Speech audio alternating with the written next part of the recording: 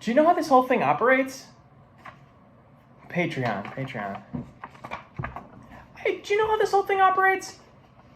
Yeah, Patreon.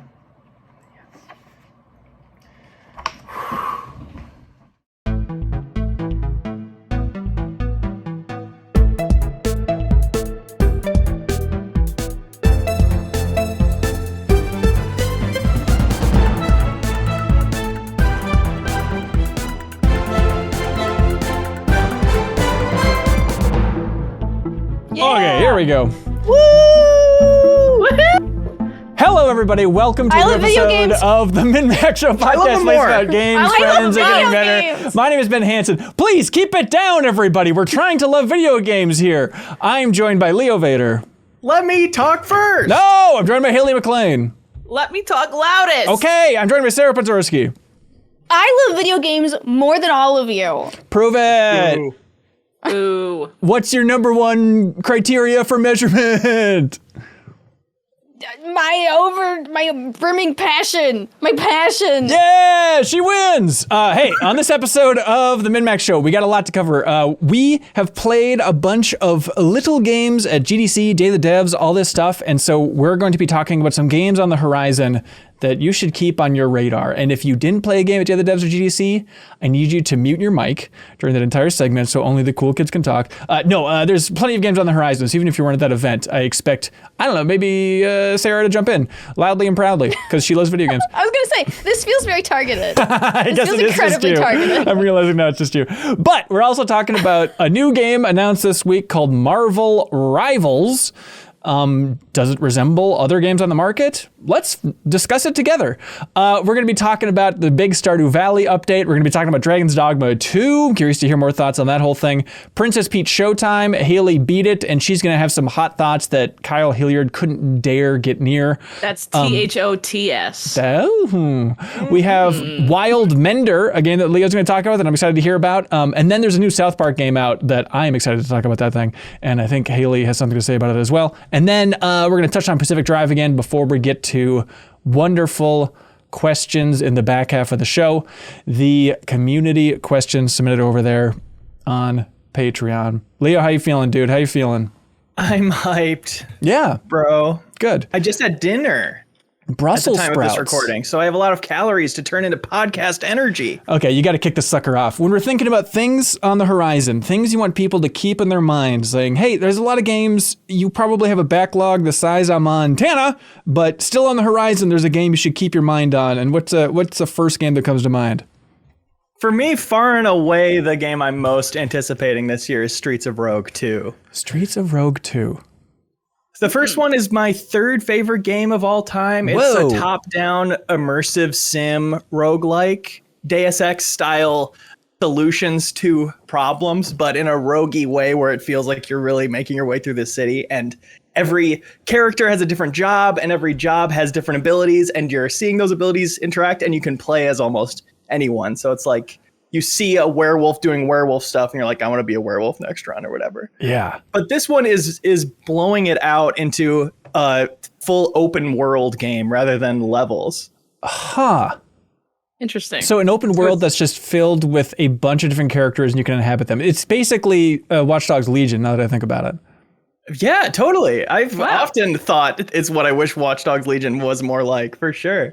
But with the added bullet points on the Steam page of every other thing from every other game, you can be farming, you can do trade routes, you can rob convenience stores. It's like that kind of immersive simmy, poking and prodding and playing with it, but in an open world, which I don't know how often I've really seen that. Yeah, it's a weird thing where I feel like normally if a game is promising 1,000 little features, it's like, okay, well, they're going to be the master of none. But with a game that's so focused on systems and the immersive elements, it's like, no, this is the type of game where I think you want them to pack it full of just a bunch of little ideas. Like that's what makes a complex system focused game like this entertaining. Yeah, and proven that they can do it with Streets of Rogue 1 being early access for many years and responding to not just bugs and feedback and stuff, but like, I think this character, it would make sense if this character could do this. And then he's like, you're right. And that's in the next patch. Right. You know, having that kind of extra time window to make it everything people want it to be. It's like, It's really, really ambitious, but I am not doubting that he can pull it off at all. Yeah, that's sweet. Streets of Rogue 2, and they're just saying 2024 at this point? Yes. Okay, that's awesome. I love it. Haley, you played a ton at GDC Day of the Devs. Sarah, it's kind of like the cool place to be, where everyone just kind of like laughed and slapped each other in the back and Free said, booze, free food, that. games, yeah, there's a lot of that. hot chicks, hot dudes. It was awesome. Video game conference? Yeah. But still, even despite all of that, we were focused on the screens in front of us. We said, let me get my face as close to a screen as possible and play some freaking games. So, Haley, what'd you play that you're most excited about, or the most surprising thing maybe, or the thing that should be on people's radars the most? I thought Sonzai looked very, very cool. So I never heard of this game before. It was at one of the Xbox mixer play game things we went to. Yeah. And the thing that grabbed me first was just the art style, but then, you know, it's like this really cool sketchbook little looking thing, but it's kind of just super Persona 5. It's kind of just like, what if we took Persona 5, made it a 2D thing, and then had a really cool art style later on top of it? There's obviously deviations. It's not one for one, but even like the way that the calendar looks, it's like that looks just like Persona 5's calendar, the way it operates. You make connections, you talk to people every day, you work jobs to increase certain abilities that then let you date certain people. You know, like if you increase your whatever, you can date the hottest one. So then you go to that place every day, work that job to grind it up. And then at nighttime, you can go into the woods and you fight all the different monsters. And the demo that I played had me doing kind of everything. So I walked through the town, talked to a bunch of people, went to the home base, met with the people who you're going to have the social links with. And then I was able to fight in the forest for a bit. And the fighting felt fun. It was pretty straightforward, simple. It's not turn-based. It's just like a hack and slash thing. But it's just, it looked really compelling. And the art style was so pretty that I was like, yeah, okay, let me try this out. And then it ended up being like, oh, it's just more Personas, like a little different. So that was enough to make me intrigued by it. No, I enjoyed it too. I played it, and yeah, the art is unbelievable. And they pitched it as like, hey, it's an action RPG that is from a team in India that really loves Persona. And then jumping in, it's like, oh, I didn't expect it to feel this much like Persona for the presentation and stuff like that. But then combat, I feel like, was a little bit slower than I wanted it to be. It's a lot of like juggling in the air, but when it's not like that rock solid thing, is a little bit jarring, but there's still time, I'd imagine, to tighten it up. But I thought it was a really cool game for sure. I think like that Xbox mixer, I think they did a really good job of picking a ton of games that had a really interesting story behind them. And then this is like, you know, some good PR stuff if you really want to go behind the scenes, but it's cheesy. It's funneling us a storyline. I get it, but it's really helpful on this side because they also had like a printout piece of paper of like, here's all of the games at the show and kind of like a little bio that's like a compelling nugget of the story of like where these games are coming from, you know, like, oh, here's a game called Shadow of the Ninja Reborn, which is a 16-bit remake of an old 8-bit game, but it's a German team and they're working with the original Japanese developers of this old game called Shadow of the Ninja. And like in that little packet, they had one detail in there where it's like, because they're working with all these old Japanese developers who made that original game, the average age of the team is 57 years old. It's like, oh, that is a compelling little thing that'll stick in my brain when I'm thinking about Shadow of the Ninja in particular. But Sonzai. Yeah, I didn't get to play that one, but it looked cool. Yeah, it was cool. Yeah, but Sonzai, Sonzai, all these names of the games are in the descriptions below if you want to learn more about them. There was a game that I didn't get to play, but it was at Day of the Devs. Leo, I'm curious if you saw it. It made me think of Sarah and Haley, and I'm curious to see if you'd be into this thing, but it's a game called darkwebSTREAMER. And I heard a friend of the show, Imran Khan, was talking about it on the Game Informer show, and I was like, oh my God, how did I not play this at Day of the Devs? I regret not getting to it.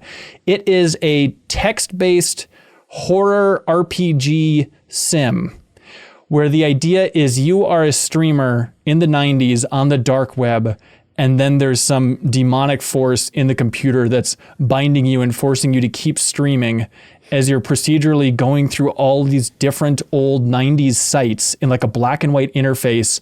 And the idea is you're cruising all these sites from the 90s, trying to find cool stuff to buy to show off to your audience with the goal of becoming the top streamer.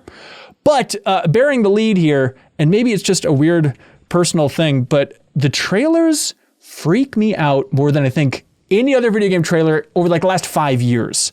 It's just the most disturbing, weird imagery and like these voices where it's like, do not sleep, stream, we are watching you, stream, we are in your machine, we are in your skin, stream your death, stream your death. It is like a weird level, and maybe it's just feeling pressure from the Twitch community every once in a while. Like it's a really cool looking game, and it's... What game is this? What game are you playing? Please remember. Oh, that's the Twitch interface screaming at you? That was Twitch comments, yeah. Oh, right. darkwebSTREAMER is the name of this funky thing. Coming soon is all they're saying. Sarah, do you think... I know horror games, not your favorite to stream alone. Something that's text-based, though, you can handle that, right? Like Slay the Princess kind of vibes, maybe. Yeah. A little bit easier, a little bit less, like needing to do actions under stress. Right. I feel like I struggle with in horror games. I tend to panic What's the point? very easily and just kind of run around. But yeah, this I don't know. I don't know if there's much. It doesn't look like I need to be able to aim a gun, so that's gonna work. There we go. You might have to type the word bang, but that's the worst you can do. Let's see. Sarah, what's on your horizon? What do you want to talk about? Yeah, so mine is Echoes of Plum Grove, and it looks like a cute little cozy farming RPG.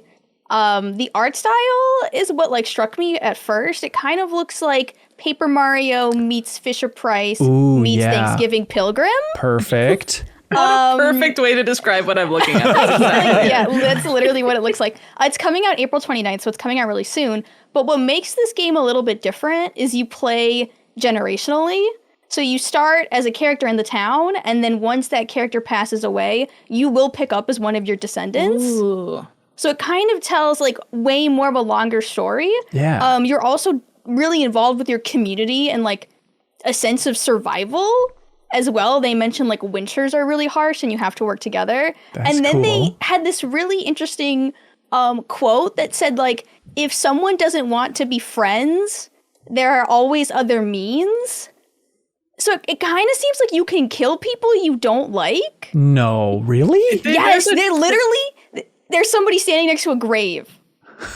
As they're explaining So that? I need to see more of this game. Like, yeah, am I like killing other people if I can't be friends with them, or if they're not like going with what I want to do? Like, what does that mean? I need to know what that means. It looks like there is some kind of dark underbelly here. We did just see in the trailer overcome diseases and characters walking around with malaria. And it's like, it looks like a Fisher Price Paper Mario game, and then it's like really, really dark. So I'm Even so the excited logo for is so like cozy gamer vibes. Yeah. But it's not going it's for giving like... like the Lost Colony of Roanoke vibes here. Yeah, Like, I'm all about it for sure. But I like that it's not leaning into the... What was the cult game from 2 years ago? Cult of the Lamb. Right? Of like, isn't it cute? But then it's all bloody and dark. It's like, no, this trailer is just pretty straight up cute. It's just, there's some dark undercurrents in society if you're making a sim about this era and this environment. But I like the idea of passing generations, because every other farming game's like, you're inheriting the farm from grandpa. He's passed on. But to actually be the grandpa that dies, that's a hook, baby. yeah. Because usually your kid never grows up too in most farming RPGs. They like stay Right. a kid. Yeah. And you never quite get to move on past that. So yeah, It's really like excited Sims for this legacy one. challenges that people like to do. Yeah, that's a it's thing. showing raise your next generation and like you playing with them in the living room. It's like, what kind of impact will that have on them when you take control? How much effort you put into raising them? That's so Yeah. interesting. So Echoes of Plum Grove, and it's coming out April. That's what the trailer was saying. Yeah, 29th. Sweet. I think. Awesome. Do you have another one, Sarah? We can. Yeah, I do. My other one was Crow Country, which is a bit of a flip. This is a survival horror game. What are you doing? What really drew me to this one was the graphics. It's got very like PlayStation 1 graphics. Oh, I am where into it this. It looks so nostalgic, but yet new. Like it's got Resident Evil, Silent Hill, top-down kind of shooty vibes to it. Yeah. This one's coming out May 9th. Like fingers crossed. Like I am just all in on the vibes on this one. You're like exploring an abandoned amusement park. Like I'm all in. It's funny. I feel like, Sarah, and tell me if this is the wrong read.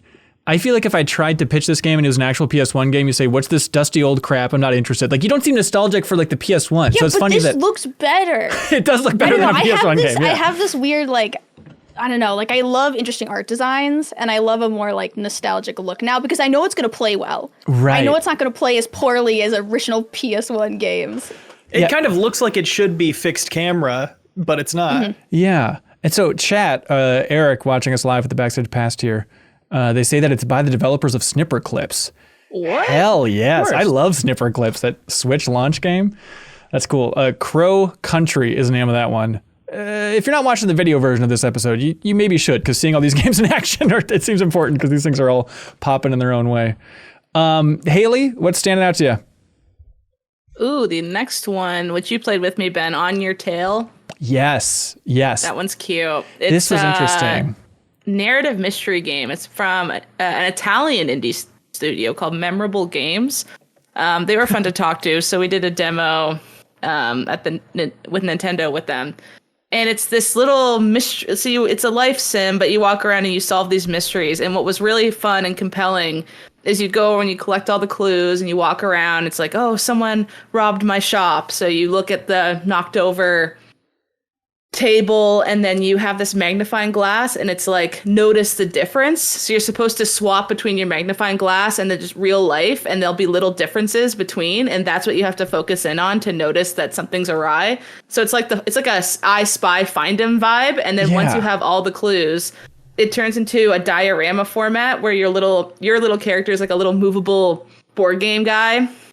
The robber's a character, and then the owner of the shop's a character, and you have to, based on talking to people, interviewing them, and finding all the clues, choose what order all the things happened in. And unless you get perfect order, you don't solve it. But then you learn certain things by making mistakes. You're not supposed to just automatically get it every time 100%, but it'll say like, oh, you got the third thing in the right place, but everything else is wrong. So you can take that and be like, okay, so if the table was knocked over and the thing by the door wasn't first, then it must be last. You like flip stuff around. Then once you solve the mystery, then you can progress with the story. And just the diorama format was very cute. And it made me go, oh yeah, that's a very clever way to go about, the boring, oh, what's this? I play Nancy, how many times I bring up the fact I play Nancy Drew games in this podcast. I think those games do it well, but you can only do it that point and click format so much. This is a fun deviation. And I was like, oh, this works. This is fun. And it's cute looking. The art style is very cute. They're all little anthropomorphic animals. It's set in the same town that the movie Luca from Pixar is inspired by, that water coast, really pretty, idyllic, colorful town. And when I asked them about that, they're like, oh yeah, we live like right by that actual town that Pixar was inspired by. So it's like, we're not copying them. We're just also inspired by it. I was like, oh, fair. Like they're not just using Luca's art style. We actually live But once you Luca. see the art style, you're like, oh yeah, the Luca place, it like looks very similar to that type of environment. Yeah, this is, don't tell any developer I thought this, but when we went in to sit down for that quick demo, I was like, oh, this is like that furry detective game that was in some Nintendo indie thing. All right. And then it was a lot more interesting than I thought it was going to be. Like there's some real Alan Wake vibes of like, the weird furry character's mind palace and stuff where it's like, this is so much different than I thought it was going to be. But yeah, it's called On Your Tail, and 2024 is the release date for that thing. Nice. I've got one that's coming out this year, but it's a bit of a mystery box at this point. But I had a meeting with the CEO of Jackbox Games, Mike Builder, talking about what they were up to. I'm always fascinated by that studio. They've released 10 Jackbox party packs at this point, each better than the last. Just love them. So I was just curious, I feel like for the last 5 releases, it's been like, can they keep going with this? Are they going to do Jackbox party pack games forever? And this year, the answer is no. It's the end of the road. They're not releasing a standard party pack this year for the first time forever. My friend group's going to be pissed. We really love those. Well, they won't be pissed when they find out that all of Jackbox Games, they're just going to Bermuda and they're going to hang out all year. No, they're releasing another game. So that they were cryptic about it. We don't know exactly what it is, but the way they're framing it is it said, yeah, there's no new pack for Jackbox Party Pack this year, but we're making something new, yet somewhat familiar and more of like a unified game. So I am very excited for that studio to take one bigger swing, and it's probably still going to be through your phone, probably something trivia adjacent at least, right? But the way they're framing it is, yes, this is something unified and different, and a bigger package than just the standard pack of little games. But they also talked about, asked the classic questions when they're like, we're working on something new. I was like, oh, is it going to be like a launcher for all the Jackbox bundled together? And he's like, we're working on several new things, technically, winky, winky. So I think something like that might be coming up too, maybe this year as well. But, I'm still amazed that Jackbox, like after all these years, they've just been humbly working down there in Chicago, releasing these games that are, the funniest games of the year. Every year they come out. And still independent, which is the part that blows my mind. And I was talking to Mike Builder about it, where he's like, yeah, people come calling. Like, Embracer tried to buy us, and we said no. And now it's like, oh, thank God they dodged that bullet. Yeah. And now they get to try something different for whatever that's going to be this year. I think around like the August timeframe is what they're looking for the release of whatever this bigger mystery project is. But I'm excited to see it. I feel like in another timeline, you would have worked there, Ben. I could see you being a Jackbox developer. Thank you. I don't know what I'd be doing exactly if I was there, but I would love to be involved with that in some way. Right now, the Quiplash prompts. Yeah, it would be really fun, actually. That's all you do. It's basically trivia tower. Cartoons. Yeah, I've animated. I can do it. All right, there is so much to get to. We'll keep trickling out things we're excited for in the future on the MinnMax show for sure. But I was really curious to dive into Marvel Rivals, which was released on Wednesday, or announced on Wednesday, I should say. This is a game developed by NetEase, the Chinese studio who is doing a ton. They're kind of in a pouncing, ready to leap moment right now, because if you remember, like they grabbed, I think kidnapped is the official word, like the original creator of the Yakuza series. He's building up a new he's building up a new studio with NetEase, working on some new game that might be like a Dragon game. Bungie's working on a new NetEase game, right? The writer of Mass Effect, Mac Walters, he has a new NetEase studio. Vonderhaar from Treyarch, working on the Call of Duty series, he's working on a new NetEase studio. So they have a lot of huge irons in the fire, and one of them is this big third-person 6v6 game called Marvel Rivals. Haley, what'd you think when you saw this trailer? I clicked on it thinking, I don't think I'll like this, and then I watched it. I think I really I signed up for the alpha. Did you? I'd like to. And it was funny. I joined the Discord just because apparently that makes the odds higher. And it was so wholesome. Everyone was like, "Who likes Spider-Man in here?" And I was like, "That's very sweet. They're just being cute." But yeah, no. I mean, obviously, you look at it, you're like, "It's Overwatch. It's very similar to 100%. Overwatch." Yeah, but really, I just saw like a payload in the background. Yeah, it's ridiculous. Very, very similar. The first map they show off, I was like, that looks just like Oasis, from Overwatch 2. Like, that looks like pretty similar. But I will say there seems to be deviations from it. Like, things get destroyed, like in the finals. I think that's pretty cool. That doesn't happen in Overwatch. You can team up, like, just two people, little buddies. Like, Rocket jumped on Groot's back, and they were doing, like, a dual ultimate at one point. I was like, that's pretty neat. Like, I wonder if that's only certain characters that can do that, or if every possible character has a dual ultimate with other characters. That would be a really neat game function. Yeah. And I don't know, it seems smart to do this now. It's very much giving Pal World after Scarlet and Violet in terms of you're going to rally more support because people are pissed about the IP that it seems to be based heavily on. Right. Not that, Blizzard doesn't own creative artsy looking shooter games. Yeah. It's just that they really pioneered the ultimate system. Every character plays different, somehow is cohesive. But yeah, I was reading the comments under the YouTube video. It's like, Blizzard's quaking in their boots or something like that. And I'm like, I'm sure they are. It feels like of all we're coming up on almost a decade of Overwatch, right? That's crazy to think of. Of all the times to release something that looks so similar to Overwatch, would be probably now, where people aren't really loving Overwatch 2 as much, coming from someone who plays Overwatch 2 every day. And every day? I play it at least one match every day. Yeah. Whoa. And do you like it? I mean, I do, but I also am frustrated. It was so much better. I love Overwatch from 2016 to 2019. That was the heyday of Overwatch. It was the best. So much. It was so fun. And Overwatch 2 is just kind of been disappointment after disappointment, but the core of Overwatch is still there and it's still fun, so I still play it. But yeah, I'd lie if I wasn't God, I wish it would just go back to how it used to feel. I think about that all the time too. Some days I'm literally remember Overwatch beta? It was so Remember fun. when life was good? When Pokemon Go was coming out and Overwatch was good. Overwatch beta. Everyone was happy. It's weird because Siege is having a bit of a renaissance right now, pretty much thanks to one content creator named Jinxie, who's like getting kids into it because Really? he plays on console, which not a lot of It's Siege the content only creators do. game he streams. And Yeah. he became a big Twitch streamer just streaming Rainbow Six Siege, which nobody really wants to watch, but everybody wants to watch him. That's So such he a weird built his idea. entire audience only playing Rainbow Six Siege, and nobody's really watching for Rainbow Six Siege.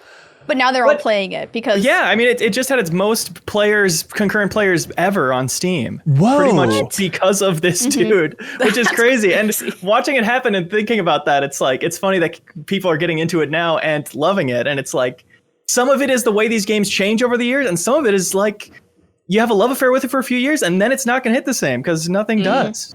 Yeah. So you think that's eating up any Overwatch dissatisfied player base then as people are going back to Siege? I don't know. I'm not saying that. Yeah. I'm just thinking about like Overwatch beta was some of the best times of my life, and I think that's Yeah. partially because of Overwatch and partially Isn't because that of so sad? Will novelty. we ever reach those highs ever again? Like, I'm chasing that Overwatch beta high. Do you, I mean, That's why and I it's still not as play it. simple as like if they released Overwatch Classic, like took the WoW approach. I mean, it's still No, it's it's just late. it The felt, meta's it's- out there. I don't want to hear goats ever again. sure. It's because the It's meta over. changes with everything they change with it. So now Yeah. it's 5v5, and it's completely changed how the game's played. So I think it's smart that this is 6v6. It's almost kind of like, hey, remember berries from South Park? Remember Overwatch 6v6? I'm like, I remember. Like, it's making me want to play that more because just the solo tank meta is so miserable right now. No one plays tank anymore. But and if you play tank, you get absolutely flamed for if you mess up one push. They're like, tank diff, and you just, why am I playing this? I'd rather play anything. It just sucks. I used to love playing tank. I haven't touched tank outside of quick play in probably 2 years because it's just like dookie now. It's a thankless job. It's so weird with Marvel Rivals to have everyone be like, this looks like an Overwatch clone. Good. You know, it's like it's an odd. I've never really seen this reaction, I don't think, in the game industry. It was like, yep, we're ready for something that looks like that because Blizzard has kind of dropped the bag in a big way. But yeah, so Marvel Rivals, Alpha's coming out in May. It's PC only at this point, free to play. The official email didn't say free to play anywhere. It seems like other press sites were writing it up as free to play. I think it's just assumed because NetEase, Diablo Immortal is free to play. Definitely saw that elsewhere. Okay, maybe it was in there somewhere and I missed it for the official messaging of this thing. But, a ton of characters. Just the idea of like, oh, it's an Overwatch clone. I know that's condescending, forgive me. That also has Hulk and Spider-Man in it. Like, that seems like there should be an audience for that. But you could say that about, Marvel's Midnight Suns as well. And we kind of learned that lesson, I think. The third person view, I don't know if I'll love that, I gotta say.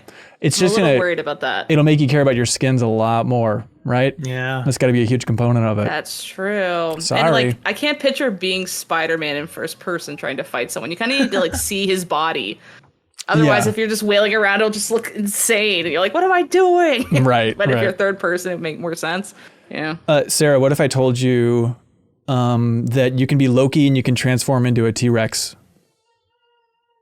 She loves it. It's not really hitting for me. Okay. What if I told you that this is you're going up against Doctor Doom, but wait, it's kind of like a timelines collapsing scenario, and there's a bunch of different versions of all the characters and different versions and future versions of Doctor Doom from the future that you're fighting. It's kind of like a multiverse thing. Is that working for you? If I say yes, will you stop asking? Yes, me I about will. it? Yes. Wow. Then sign up for Marvel Rivals. No, I'm curious to see how it does. I would think that, well, the market can't handle anymore, but, Valorant seems to still be working out okay, right? And so we'll see if there's room for another hero shooter like this. When You know what's funny is Overwatch announced or like revealed their new character today too, and I'm like, I bet Oh, really? you did that because of this guy. Yeah, we knew it was going to be Venture for a while, but they dropped the gameplay trailer today. I was like, you did that because of this, didn't you? Hey, speaking of the glorious days of 2016, Stardew Valley's back in a big way. Yes. And it also never left. It never left. But it is back in a big way. Okay, this is the 1.6 update was released for Stardew Valley, and you've been going back into this thing, Sarah, to poke at it? Yeah, I mean, I go back very often to play Stardew Valley. The beginning of the game is basically like a speed run for me. Perfect. But this is one of, I think, the biggest content updates so far. in terms of like we have a new farm. So there's like different types of farms. It's like starter farms you can start with. Yeah. There's a new one that they added to the list. Multiplayer got upgraded from 4-player multiplayer to 8-player multiplayer, It's bananas. which seems insane. Like at that point, you're just like a commune. Like how does the economy work? How does everything work?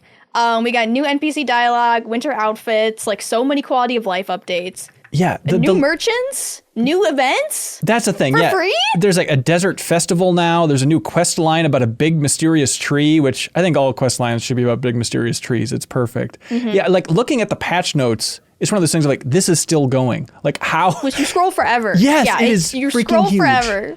And they added like, hey, you can have turtles as pets now.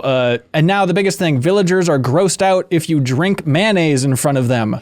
Just, it's a whole new world for Stardew Valley. Finally. They added 280 new home furnishing items. New rooms too, like an attic. You could have an attic. Is it? No, look, I'm not trying to be a big Debbie Downer. I love Stardew Valley dearly. A part of me is like, no, focus on Haunted Chocolatier, Eric Brony. Just focus on the new game. Like, we've had our fun with Stardew Valley, and I know it still has gazillions of players, but focus on the new, buddy, please. I don't know. Yeah, I don't know. I feel like everyone's putting so much stake into Haunted Chocolatier because Stardew Valley was so good. Yeah. But like Stardew Valley, like just improved on like the farming RPG so much that that's why it was so successful. And I'm like, what is a Haunted Chocolatier like improving on? You know, like what are we doing like a shop RPG, like a crafting RPG? So it's like, I don't know. For me, I'm like, yes, just keep updating Stardew Valley. Really? Keep updating Stardew. I'm going to be playing this in my retirement home. I'm going to pull out my like Steam Deck 60 and I'm booting up Stardew Valley with the other residents. Yeesh. Yeah, do you have a frame reference? I mean, is this one of the biggest updates, the biggest update since launch? I mean, multiplayer was pretty huge when that came in. I would say it's one of the biggest updates. Yeah. Because I think multiplayer was a big one when they added Ginger Island. That was another big one, and all the events. So I would say this is like the third biggest update. Yeah. So it's like Stardew Valley 3, I guess, is a way to look at it. But like, it's just insane how much they keep putting into this game. Yeah, I love that game. Keep thinking so they're much. going to stop, and they're not going to stop. I haven't played it since 2016, and I'm kind of tempted. I think it'd be so fun to like start a new game and just be blown away. Be like, there is so much crap packed in here now. But let the record show that Ben did go the Joja Mart route because repairing the community center was just too hard for him. No, it was. I didn't like fishing, and they required me to fish. And as my stand of defiance against fishing in the game, I said I will side with Joja Mart and sell my soul. And I haven't looked back on it once. I sleep soundly every night, and I recommend everybody sell your souls to a corporation. It feels great. Speaking of selling your souls, that's probably a thing with pawns in this game, right? Dragon's Dogma 2. This game is continuing to consume the world, and everybody loves this thing. Haley, have you been playing it? I haven't started it yet, but I've been hanging out with my partner who's been playing it a lot. I'm going to play it all this long weekend, Easter weekend. Okay, nice. Leo, how much have you played of Dragon's Dogma 2 at this point?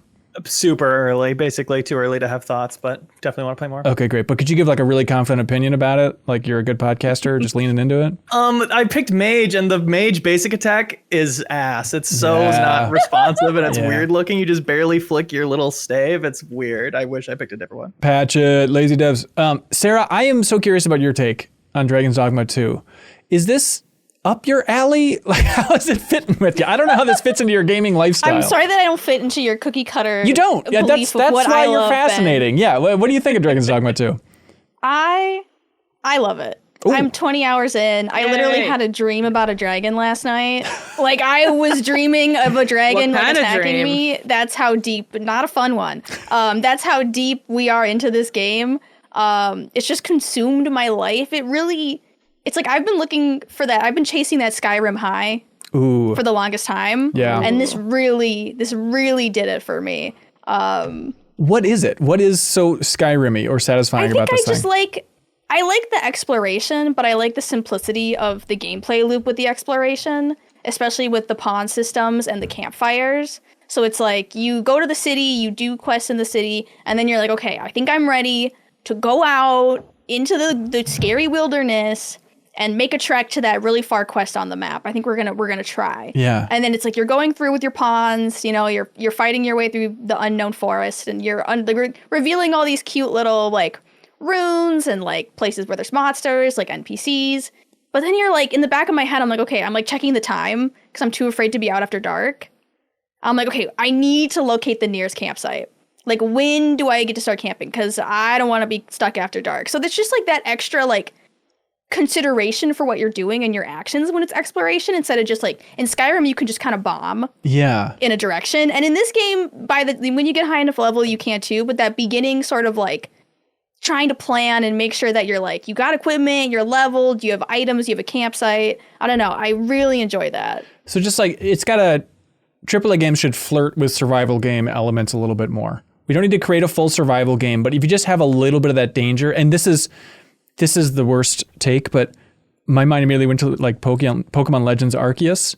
You know, like that also had like, oh, it's a Pokemon game, but I'm kind of scared of being in the overworld at times because a Tangela is going to throw me off a cliff. And just you always bring up Tangela. What happened to you with Tangela? Tangela is my favorite Pokemon. I love Tangela. You're like, Tangela will just get me. And then Tangela will wrap its vines around me and there's nothing I can do, and it's great.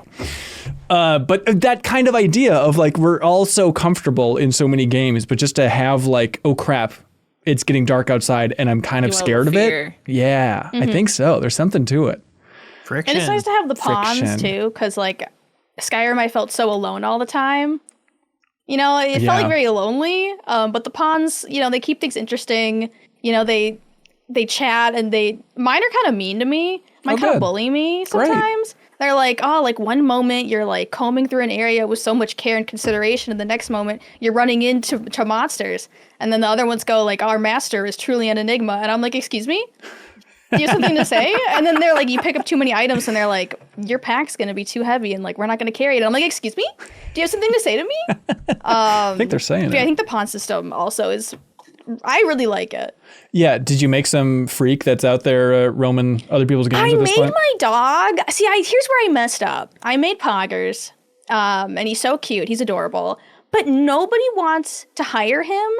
They only want to hire hot girls. So the meta when you're going to play Dragon's Dogma and you make a pawn, you got to make a hot girl. Because like you really get a lot of benefits when people hire your pawn. But sometimes Poggers will come back, and he'll be like traumatized. He'll be like, the horrors I have seen, master. Like, I died 1,000 deaths. And I'm like, who is doing this to you? Like, give me names.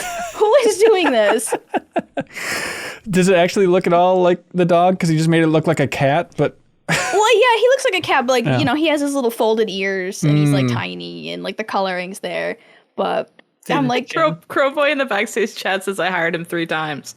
Stop killing him! Give him a good life, please.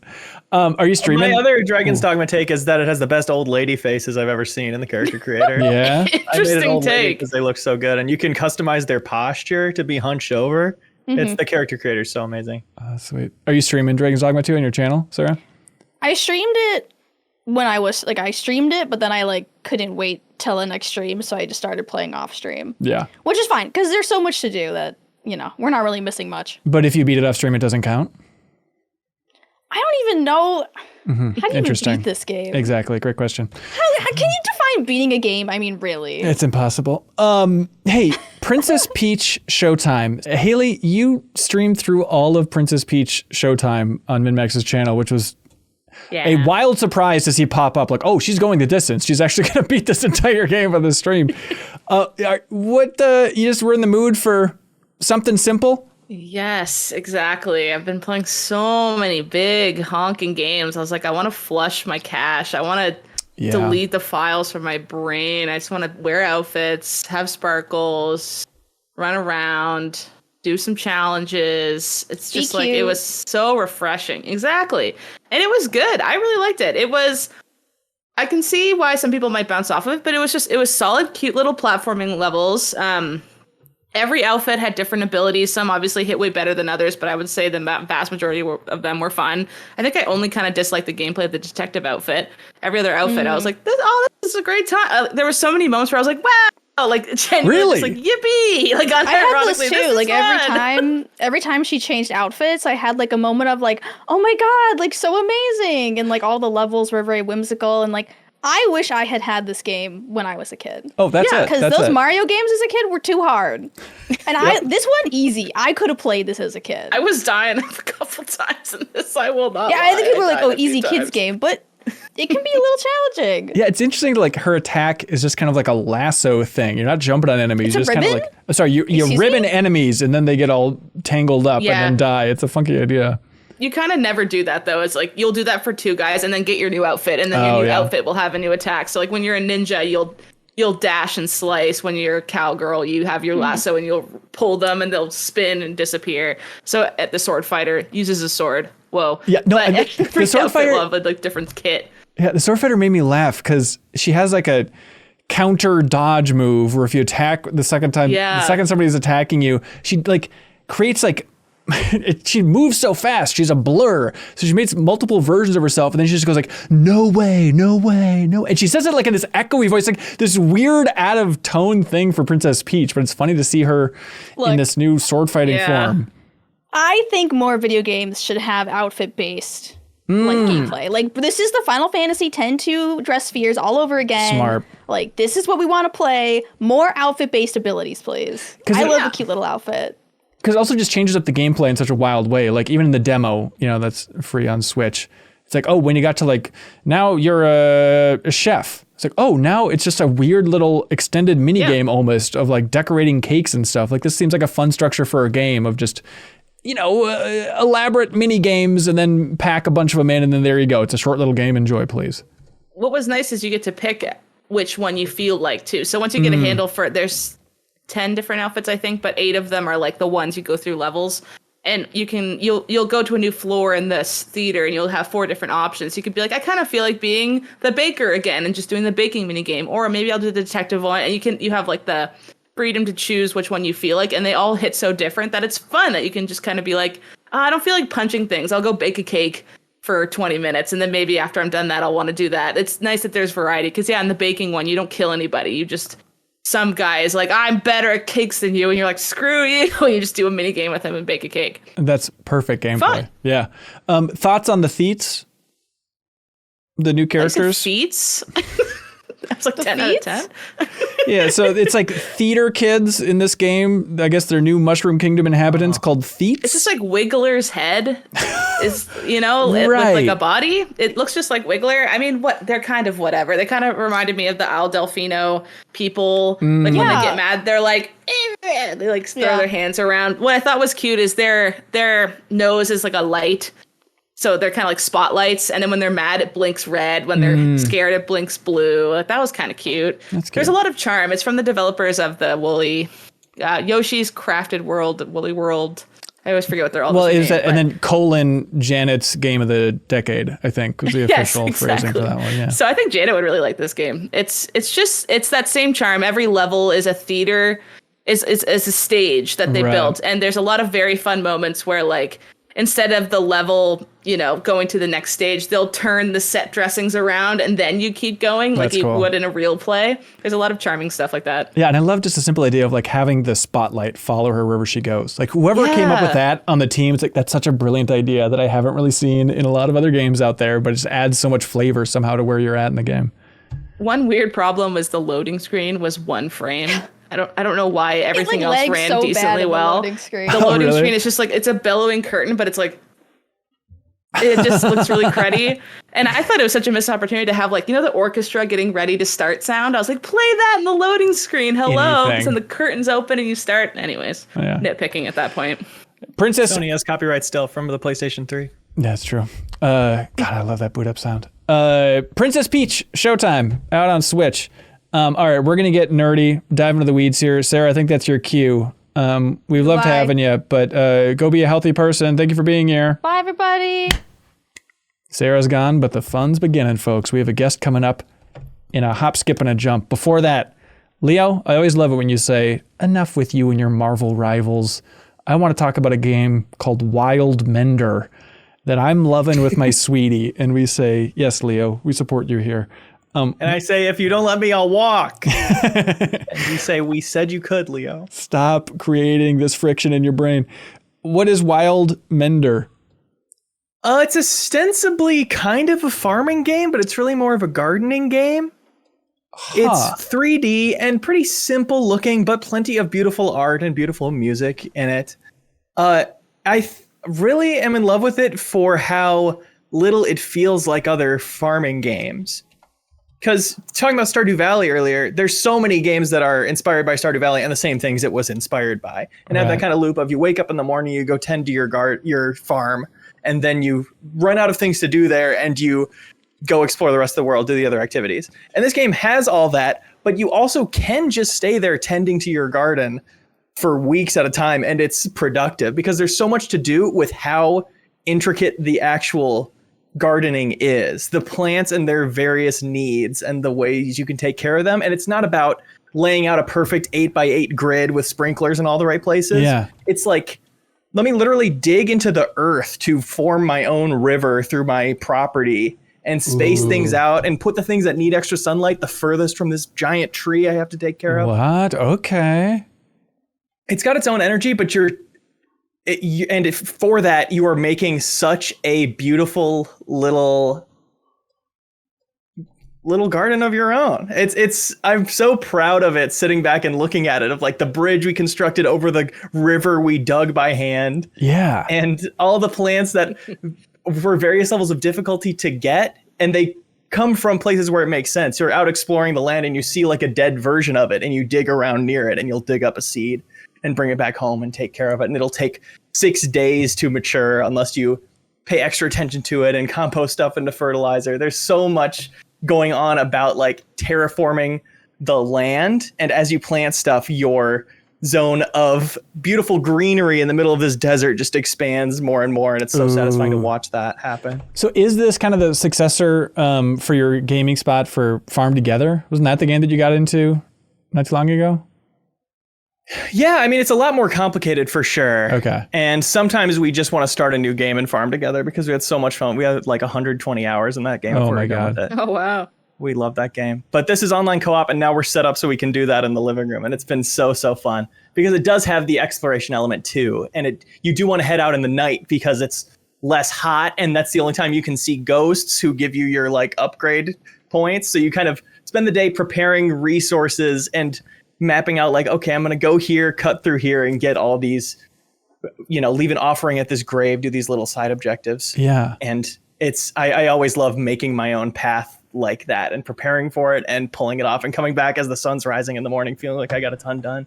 God, returning to my beautiful garden. I feel bad How that did you find this game? Yeah. Like I always have trouble finding, because there's so many gardening, cozy farming games. How do you find the diamond in the dirt, so to speak? It's hard. We spend a lot of time browsing Steam searches, and it's the same results every time, the same games you've already seen and heard of. And it's hard to find the hidden gems like this or Cosmos Quick Stop where you're like, wait, what is this? It doesn't have that many reviews, but the reviews aren't even all positive. But the ones that are positive, they're saying it checks the specific boxes that we are looking for here. Yeah. It's a lot of time in Steam searches and then wish listing and waiting for that sweet Steam spring sale. Yeah, no, it is wild because we try to stay on top of games as best we can at MinnMax, and we also, it's nice to have the community point out games that we miss as well. Like, oh, here's a hidden gem from 2023, but as far as I know, I don't think anybody brought up Wildmender, and it's nice. Never heard of it. Yeah, so good find, dude.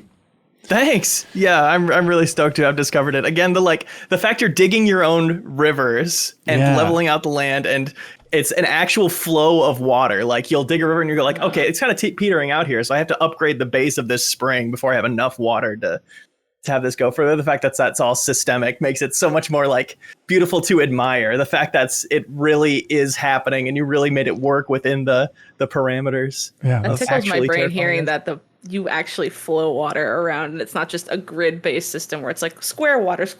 Right. That sounds way more fun. Yeah, crafting your own ponds and stuff. It's a cool feeling. That's sweet. You guys have also still been playing Pacific Drive, right? Mm-hmm. Yeah. Because I'm not done it yet, though. Are you done it, Leo? No, I'm mid-game, It's long. 15 hours in. What's called the mid-zone. Yeah, it seems like since the last discussion about this game, which is the road-like is how they build it, but the one where you're in the station wagon going out in the mysterious anomaly, upgrading the station, all that fun stuff. It seems like since we talked about it last on the podcast, you've just been kind of growing and glowing with it there, Leo? Loving it more and more. Growing and glowing is the perfect way to put it. It's really not. I've been surprised by the skill ceiling it's proven to have, because you really, as the situation gets more dire of the poison zones moving through you or whatever, and the storm coming sooner and sooner, you have to get better at doing quick on the fly repairs super fast. And those systems are so satisfying of unscrewing stuff, putting stuff back in, and you're like scrambling to do that to replace your tire or whatever before you escape the zone with the storm in it. And you like scramble to close your trunk door and it bonks you on the top of your head and you lose 2% health. So much. It's so like well thought out. And it really gives you that pit stop experience, which is not something I thought I would want, but it translates to a game super, super well. The way you get faster at it, more efficient at it, and better at recognizing like, oh, I don't have to scan this to get told how to repair it anymore. I just see the little icon. Okay, this is fractured. I can craft a sealing kit, blast it, and then I'm ready to go in seconds. And I've also, since I got like the thermal vacuum and tools like that make the scavenging part, which is mostly what you're doing, you're just going from place to place, deconstructing stuff and scavenging it and putting it in your car. That all becomes so snappy and satisfying. And frankly, it's become a podcast game for me, like Hard Space Shipbreaker. Yeah. It's like a cool fake job that a few hours in you would go, I could listen to podcasts while I did this. So it's immersive to be listening to podcasts and pausing them when somebody's talking to you on the radio or whatever. Can I confess something? And I'm not just trying to derail the Pacific Drive talk, I swear, but so much of my time with Final Fantasy VII Rebirth, a game I love so dearly, is like, I don't mind the open world side quests and stuff because it's like peak podcasting time. I'll ride that chocobo around for 20 hours listening to podcasts, get fully caught up on my podcast queue, which rarely happens. Like, loving it. It's just heavenly sometimes to find that like right game.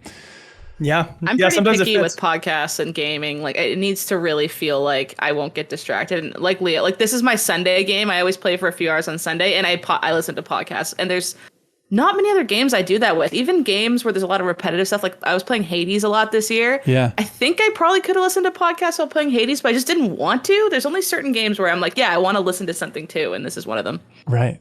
Yeah. But the thing, when things get intense too, it's like, well, I don't need to be distracted right now. I don't need a podcast. Oh, when the storm's closing in, I pause audio because that is the most stressful feeling. It also so satisfying when you're rickety, barely moving, and you go into that light and you're like, oh my God, like you barely make it back. That is some of the best feeling things I've felt in a while in like an indie game for sure. That is a great feeling. And just the pacing of being back at your base and working on your car and painting it, putting decals on. I've got a lot of cosmetics now, so I have this like UFO that dangles from the rearview mirror. You get such a bond to your car that is so unique and cool, and you get like sad when you see a creature walking away with a piece of it. I found a horse girl sticker, and when I found it, I genuinely in the moment was like, I cannot wait to go back to my base and put my horse girl sticker on my car. I'm so excited. This is me now. That's sweet. Pacific Drive. Don't overlook it. It's a cool, funky thing. You've gone from hot on it to super, super hot on it. Jesus. That's sweet. And did I talk about the quirk troubleshooter last time I talked about it? I don't think so. It's like you have to solve this in this diagnostic machine. You have to go. I cannot figure this out. It's complicated sometimes. Yes, I've solved a bunch of them now. Oh. It's like you select the piece of the car, the door, the tire, the fuel gauge, what's happening with it. The door is popping off, we'll say. The front left door is when it's open. Then you have the same options. The back right tire pops off. And you have to, that's like something weird that's going on with your car that you eventually figure out from tooling with it. You honk the horn and realize it starts your windshield wipers. And you have to go into the machine and input what is happening, this strange zone having this strange effect on your car, and it'll tell you, okay, you need an electrician's kit, and once you do that, we'll get this problem out of the way. And it becomes this like mechanic game, but in a totally fictional sci-fi sense, where you're learning no real mechanic skills. It's just like learning how to be a mechanic in this weird, surreal place. It's so unique and so cool. And I think specifically that little machine is a best thing contender this year. Oh, that's sweet. Pacific Drive, name of that game. It's on PlayStation and PC. I think that might be it for Pacific Drive.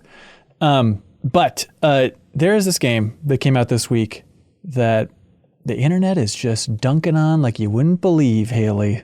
It's the big laughing stock, but this is like Big dunk. It's the big dunk. This is tailor-made for the case we used to make back at Game Informer of every game is interesting, where I find South Park Snow Day to be such a fascinating, weird game. This is the co-op PvE game that is in Hack and slash roguelite. Yes, it's probably the best way to put it, right? But it is a 3D experience compared to the last two South Park games, 2.5 if you count the mobile one, of being 2D RPGs.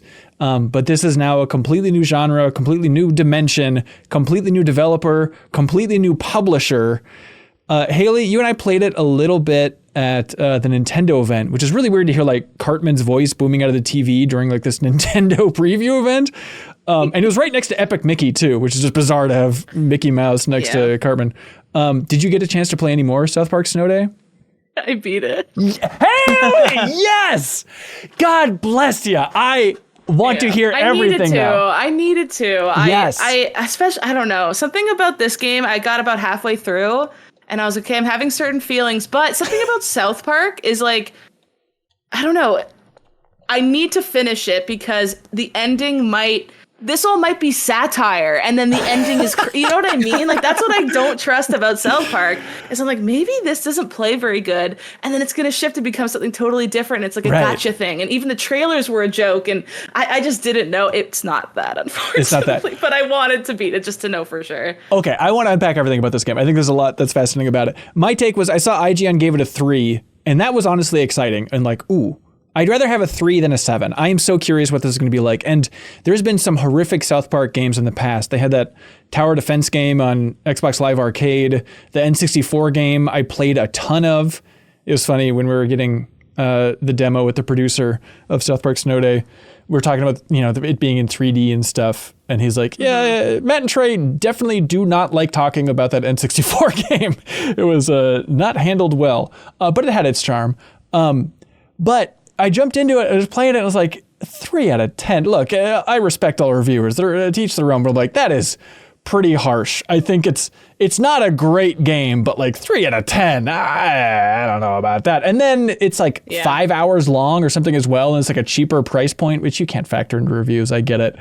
So my experience playing about an hour of it at home, Haley, was like, look, I'm not going to rally my friends to play this thing, but this feels like the type of thing, if you're a South Park fan and eventually it comes on Game Pass or PS Plus, you'll play it and be like, this isn't that bad. What the hell? Am I wrong for that read? It's just, so I've played Stick of Truth and Fractured Butthole. I never know the cadence in which to say that was the wrong butthole. one. I want to say Fractured Butthole, but it's also Fractured Butthole. Anyways, I love both those games. I've played them a lot. And it's just so hard to come off the coattails of that, because a lot of what was so fun about those games is it took the satirical humor of South Park and then took gameplay mechanics and made that the way in which they were delivering jokes. So it was really funny. And it's like, oh, well, this is great. It's almost like a third dimension has been added to the way in which South Park goes about talking about societal problems. It's like, remember when the difficulty was tied to what race you picked? It's like, that's right. Like stuff like that. You're like, that's crazy. Like, but it works for that kind of IP. And there's just no jokes in this one. It's really unfortunate. Wow. There's genuinely no jokes. And it's just, you can't have a South Park game and have no jokes.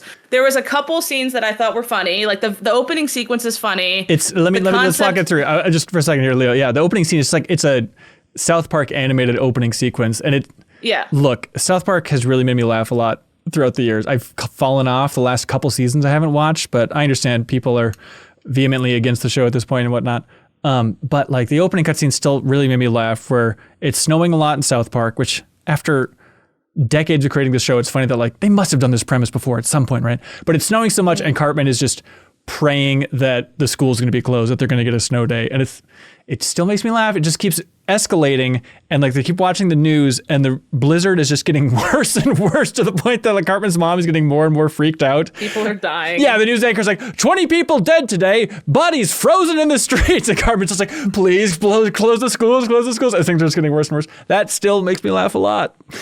Yeah, good. Okay, so that was funny, Haley. And then the rest... And then it's just like, there weren't jokes. Like, genuinely, there weren't jokes. It was just like a character from South Park would come up and be like, I'm Jimbo. Here's my store. And I'm like, okay. Right. The gameplay would just keep going. And the gameplay was whatever, fine, but there wasn't a lot of depth to it. I tried every single weapon. I even did one level twice to see if things changed up, and they do, like, because a lot of it is they want you to have replayability, so you and your friends will replay levels to grind up, but there's really no incentive to grind up and keep playing after you beat the game once. Right. Like, they have this whole skill tree thing, but I'm not ever going back, even if I played it solo the whole time too, which it has 4-player multiplayer, but I can't see trying to convince anyone to purchase just get your Helldivers squad, everybody, to go play South Park Snow Day instead. Here's the thing, because once I found out how short it was, I'm like, I love those RPGs so much as well. I feel like I need to finish this. But you're saying you would warn me away from that. It's just spoilers for South Park. Well, okay, sure. Game, like, it's just Mr. Hankey's the antagonist. Well, I watched an interview with IGN where they were talking about the plot of this, and like, we're really excited about it because it's going to feel like an episode of South Park, right? Which a very standard episode of South Park. It's like the boys are doing something cute and childish, and then it becomes a comment on society in some way, and then adult themes get mixed into it, and they're like, what the hell? We're just children. Why is this like this? It's like, okay, there might be something here, and they did do that, but it really was just like Mr. Hankey the Christmas Pooh is trying to take over South Park because he was mad about one time in an episode back a few seasons ago where they were mean to him, and after he did racist tweets or something. And it was just, there was nothing else besides that. You love that, Leo? And I was like, okay, sure. And then I fought Mr. Hankey, and then the game was over. And there was really nothing else besides that. I can see.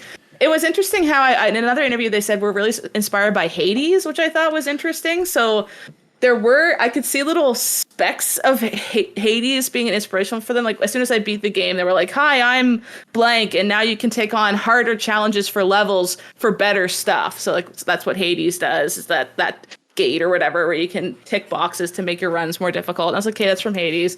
And then there's like these different weapon combinations you go through. You pick which ones to level up via cards, just like in Hades. As you go through, spend more money to have better loadouts. But you just fight kindergartners the whole time. That was kind of a bummer. But I did like a line where look, I'm not trying to say this is a great game by any means, but it made me laugh and smile a couple times in the first hour. But like, I like when you're beating up the kindergartners and they're all screaming their, barks and all that stuff. But one of them just goes, I'm hit. I thought it would feel different. It's like, that's such a weird You'll line. hear that 8 million more Oh, times. no, don't say that. No. Yeah, the audio isn't, it sometimes a kid, which it sounds like the kid's this close to Mike, and they just go, like in my ear. And I'm just like, it sounds great. But like, I played through it, and there was some times where I was like, I'm genuinely zoning out and just like hitting things and having a decent time, but It just never kind of accumulated to anything where I was like, okay, yeah, I would recommend this to anybody, especially with it being a South Park IP. There was just nothing in there that reminded me of the feelings I get while I watched South Park or played the first two games. They had a few funny jokes. Like they mentioned the first two games in a funny posthumous ways. Like, we can't play it like that anymore because the new kid got too OP. And then everyone like looks over at you and you're just like standing there. It's like, that's funny because you playing through those games, you get really OP. Yeah, and it's like you got too OP in the fantasy stuff, and then we started to play superheroes and got too OP again. So now this time around, you only get 2 cards for your powers, and it's going to reset every round, so you can't get OP. But that's the thing. So they had a fun explanation for how they were setting up the mechanics. Right. It's just like there was no runway. It never went anywhere with the story. Is kind of how I left. Yeah, feeling. That's such a bummer. I think what's fascinating about it to me is the idea that this is now basically a trilogy of South Park games, all from different publishers and different developers every time out. And I can't think of any other example in the video game industry where that's happened. And so I love the idea that like just the power of South Park and Matt and Trey, they are just the force and the continuity between all these games. But it's such a weird idea to think like, oh, this is still new kid from those RPGs that were so great. But it's also, I think, both those RPGs, I visited both the studios for Game Informer cover stories, and I think the development of those games are fascinating. And the takeaway is South Park is a brutal show to create. It's very tough on that turnaround, all that stuff. And those RPGs were very, very hard to create. There's so much writing. The animation work is surprisingly brutal. And trying to adapt that for like the Snowdrop engine like they did for Fracture But Whole was just impossible. To have like this super painstaking animation work done at that scale is ridiculous. So it seems like Matt and Trey are trying to take the lessons of like, all right, those last 2 games almost killed us. Is it possible to make a game, not on the cheap, but a lot cheaper and easier than those gigantic RPGs that have a lot less writing, a lot less hand animation work going on here? And this is the result. Not to say it's the phoned in cheap version, but it's interesting to see them try and take a different stab at like what's feasible in the world of game development these days, because those RPGs just aren't at this point. Yeah, and that's fair. And like it would be cool if we were in a world where this was something that they could update like they do with the show if that wasn't too much of a crazy scope. Because the whole appeal of the very, now I still think it looks good, but like the art style of South Park is supposed to be simple looking so that they can crank out like an episode a week after something crazy happened and it's funny. Right. Because it's like happening that quickly, whereas other shows need 6 months in order to make an episode. If they could do that in a video game fashion, that'd be cool, but I would almost rather it just to get a polished big thing that's about some larger commentary on society than what's happening right now or something. Like, right. I don't know. And they say they're going to be updating it with some DLC and stuff down the road. I'm curious to see how it goes. I love talking to the producer at the Nintendo event. I'm such a sucker really cool for this angle of him like saying like, all right, when this was locked down and we're creating this game, he's like, I watched every episode of South Park in 2 weeks. I just went on the ultimate marathon, and he took notes throughout the entire thing. It's like that. Yeah, and you were like, I would love to see his notes for that. That'd be so interesting to see a dev's notes on what's gameable. I know in South Park. I know, and he chickened out. He was an absolute coward. No, I was like, do you have those notes? And he's like, I kind of took them like on a bunch of different things, like on my phone, a piece of paper here. It's not like a unified Google Doc. You did watch South Park. Yeah, this guy's a fake ass watcher.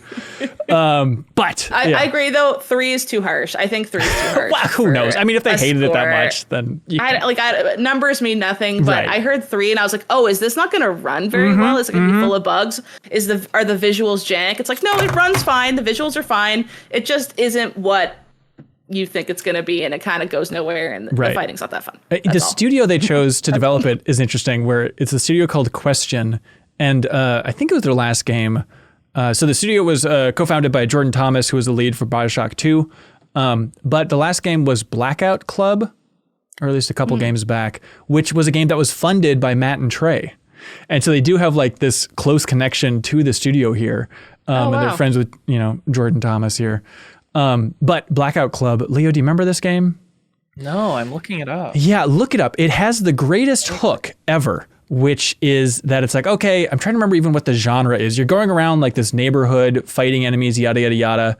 But the secret hook and twist of Blackout Club is that the developers would occasionally take control of a random enemy nightmare in this town, and you would never know where they were at any point. So you just be playing this game you thought was just like a PvE game, and then all of a sudden the enemy just starts like talking to you and acting all strange. What? And it's because it's actually an online game and the developers are controlling certain instances of it, which is really cool. I know, it's an awesome idea. But South Park Snow Day, everybody. Haley, God bless you for finishing that. You were an absolute saint. Leo, do you have a crown for her or something good? Yeah. Thanks, Leo. Come over and get it. Okay. Hey, Haley, do you know how this whole thing operates? Oh, I loved Kelsey's joke last week. Patterson? I was genuinely confused about what she was talking about. The joke was... I knew right away. I was like, that's so funny. It was such cutting satire, just like South Park. It just sliced right through me. Clean cut. That's right, Haley. Patreon. I'm sorry, Patterson and Ron, or whatever she said. Patreon.com/MinnMax with 2 N's. Check out that site. We dare you. Find a tier that's sustainable for you. We beg of thee. And that keeps us sustainable. It's tougher to map out our budget if folks are jumping all over the place. $100, back to $5, blah, blah, blah. Just find something that works within your budget. If you want to support us, we greatly appreciate it. And let her ride for as long as you want to. And the worst messages I get on Patreon, just to bring you behind the scenes, Leo, if I may, the most horrifying messages are the people that are like, hey, I'm so sorry. Is it okay if I drop down to the $2 tier for a month because I just had a baby? It's like, right, because you have to say no. Show me pictures of this baby or I'm not believing you. No. Show me the doctor's note from the delivery. No, feel free to drop down, drop out, whatever you got to do. Thank you to everybody who keeps this whole thing sustainable, though. We greatly appreciate it, including some of our biggest supporters, folks like Fume. You might have seen me playing with this device or fidgeting with it all the time as well.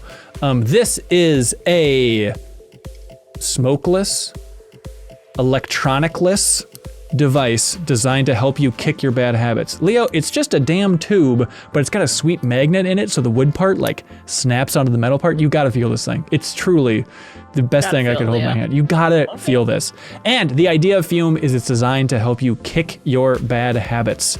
If you're trying to quit, you can jump on Fume and just breathe some air. That's all that's going on here. They have like some delicious flavors you can put in this little tray. So if you want to breathe some flavored air, you can do it. I don't do that. I just breathe good old air from GOD. So that's what Fume can offer you. They want you to know that you can start the year off right by going to tryfume.com/MinnMax. There's 2 N's in MinnMax. And getting the Journey Pack today. Fume is giving listeners of the show 10% off when they use the code MinnMax. So help make kicking your bad habits that much easier by replacing it with something like Fume. So again, tryfume.com/MinnMax, 10% off. There's a link below with the promo code, all that fun stuff as well. Special shout out as well to I Am 8-Bit. They just had a successful Day of the Devs event, but they're not stopping there, folks, because they got more. They want you to know that the vinyl soundtrack to Vampire Survivors, a double vinyl soundtrack, is available on their wonderful online store. It features blood splatter red vinyl. And believe it or not, of course, it looks cool. The music's by Daniel Zandara and Will Davies. The album art by Nimit Malavia. You can check it out. Of course, it's a vinyl at I Am 8-Bit, so it's going to look freaking awesome. And no better way to show off your fandom for Vampire Survivors. I mean, I guess you could get a tattoo, but south of that, we have the cheaper. It's much cheaper. Vampire Survivors vinyl soundtrack. Check it out at I Am 8-Bit's wonderful online store. Help support I Am 8-Bit because they support MinnMax in a huge way by shipping out a prize each and every week to whoever has the best question submitted over on Patreon. Every week, we have a post on Patreon for even $2 supporters, and we say, if you dare quit us in this moment, no. And we say, hey, let us know if you have any questions for the podcast. We choose our number 1 favorite. And then that person wins a prize from I Am 8-Bit. So this week, whoever's the best community question wins the Behind the Frame vinyl soundtrack. Thank you to I Am 8-Bit, and you can help support I Am 8-Bit by going to their wonderful online store using the promo code ThinMints. ThinMints, no space, for 10% off of everything under $100. I would feel bad if we did these community questions by ourselves, though. Should we call in backup? Yeah. Okay. Anna Diaz on the MinnMax show. Welcome back, Anna. Hello. Thank you for having me. Have we done the math? I feel like we've talked a lot about like, oh, if we ever do an evening podcast, we should get you. If we ever do a podcast in the studio again, let's have you on it. But I think it's been a while since you've been on the main show. Yeah, it's been way too long, honestly. Yeah. Yeah. Well, welcome. Thank God we kicked Sarah out, so we'd have room for you. I hope that's okay with you. It's not okay with me, but I'm glad that I can help fill the void. Okay, thank you. Great. And you could like do your best Sarah impersonation throughout this entire thing. Yeah, I'll scream about Sonic the Hedgehog. That's it. She's just a raving lunatic about 3D Sonic. That's I think it. That's the one thing about Sarah. Much so. All right, we have some great community questions. You ready to get to them? Mm-hmm. Yeah. Great. Steve Illusion. By the way, hang on. There's a chance that people listening might be like, I don't know who Anna is. Because I guess no, there's a chance because like we've grown a little bit. Anna was a former cohort for over a year. I'm trying to remember what that span was. And then you were an intern at Polygon, and then you went back to Polygon to be a full-time writer over there. And what is your title over there now? I'm a culture writer. Ah, there we go.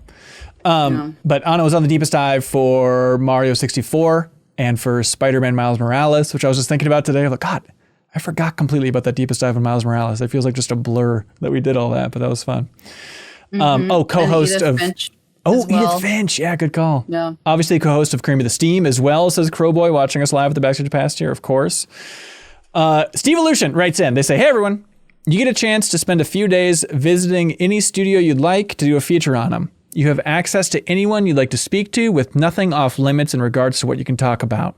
Who are you visiting? What are you asking them? So if we could visit any studio for a feature, what would be at the top of that list? I'm going to come in with a very Ana Diaz answer and say that I would like to visit Hoyoverse and see how their games get made. They have so many ginormous sweeping games at this point, and the company has just like exploded in size and in profit in the past, like even just like the past like 3 years. Yeah. And I just like want to know what it's like there. Like no one the stateside in English has really done like a deep dive into like visiting that studio and like talking to folks and like even just seeing in like a basic general sense how it's structured. And I just think that would be like super cool. Yeah, they're South Korean. No, they're like technically like international company, but their headquarters are in Shanghai. Oh, okay, awesome. I think I would need to fact check that actually. Yeah, people can do it at home. They're just fine. This is my complete ignorance. I think it won last year for our awards for like the game that we all agree is good, but we didn't play. What is their most recent game that everybody likes? Honkai Star Rail, baby. Is it that good? It's really fantastic. The 2.0 update that launched like a few months ago is fantastic. Like I liked everything up to this point, but like this new world that they're diving into and like the way they do it, like, I don't know. I've just been playing so many other games that are like AAA releases that I think like actually do a lot of the gameplay and world exploring mechanics like worse than Honkai now that I'm like, oh wow, like this is like, it's, I guess like kind of shocking how much they've honed their craft over the year. Yeah. Could they change the name? Is it too late? What's wrong with the name? You have to say Honkai a lot, and it's an odd thing to say. I know it was going to get honky. You can call it honkers. You can call it honkers. Okay, yeah. And now we're working with something. Yeah. That's what I call it. Leo, you got to visit some of these studios at Game Informer, but is there one that's you didn't get to? Is it possible? Whoever made Foam Stars. Square Enix, sure. Gotta see what's going on there. Yeah. No, I mean, I guess my first thought is IO for Hitman, but also like, what if they have a toxic work environment and it ruins Hitman for me? That's interesting. What if I make negative memories there? I guess the nice thing is if you're only going to be there for 2 days and you get to ask the devs question, I don't know if you're really going to feel in those 2 days what's going on there, unless your questions were so hard hitting and you did a lot of like, yeah, but really though. Like, and then someone broke down crying. I think that'd be the only way maybe you get to the core of it. That's the way all these huge stories break, is one person is brave enough to crying. Go. But come on. Yeah, come What's on. really man. going on here? Come on. Something's rotten in Denmark, as we like to say. This is too obvious. It's Nintendo's Kyoto office obviously is like the biggest question mark black box in gaming. And I remember when we did the Skyward Sword cover story trip at Game Informer, the original pitch when Nintendo was trying to woo Game Informer to put on the cover was like, oh yeah, you can send a video producer over to Kyoto and they can film a tour of the office. It's like, what? Like no one's ever got to do that before, ever. And then of course they locked on the cover and it's like, never mind. It's like, okay, great. So that's maybe the greatest mystery is just what that studio's like. And they have glimpses. There's cool B-roll of them developing like Super Mario World and stuff. So you kind of get some idea of what's going on in there. And the way it's been described from folks on the inside, they say it's like Wonka's Chocolate Factory. No, they say it's just a bunch of cubicles. Oh, now we're thinking crossover.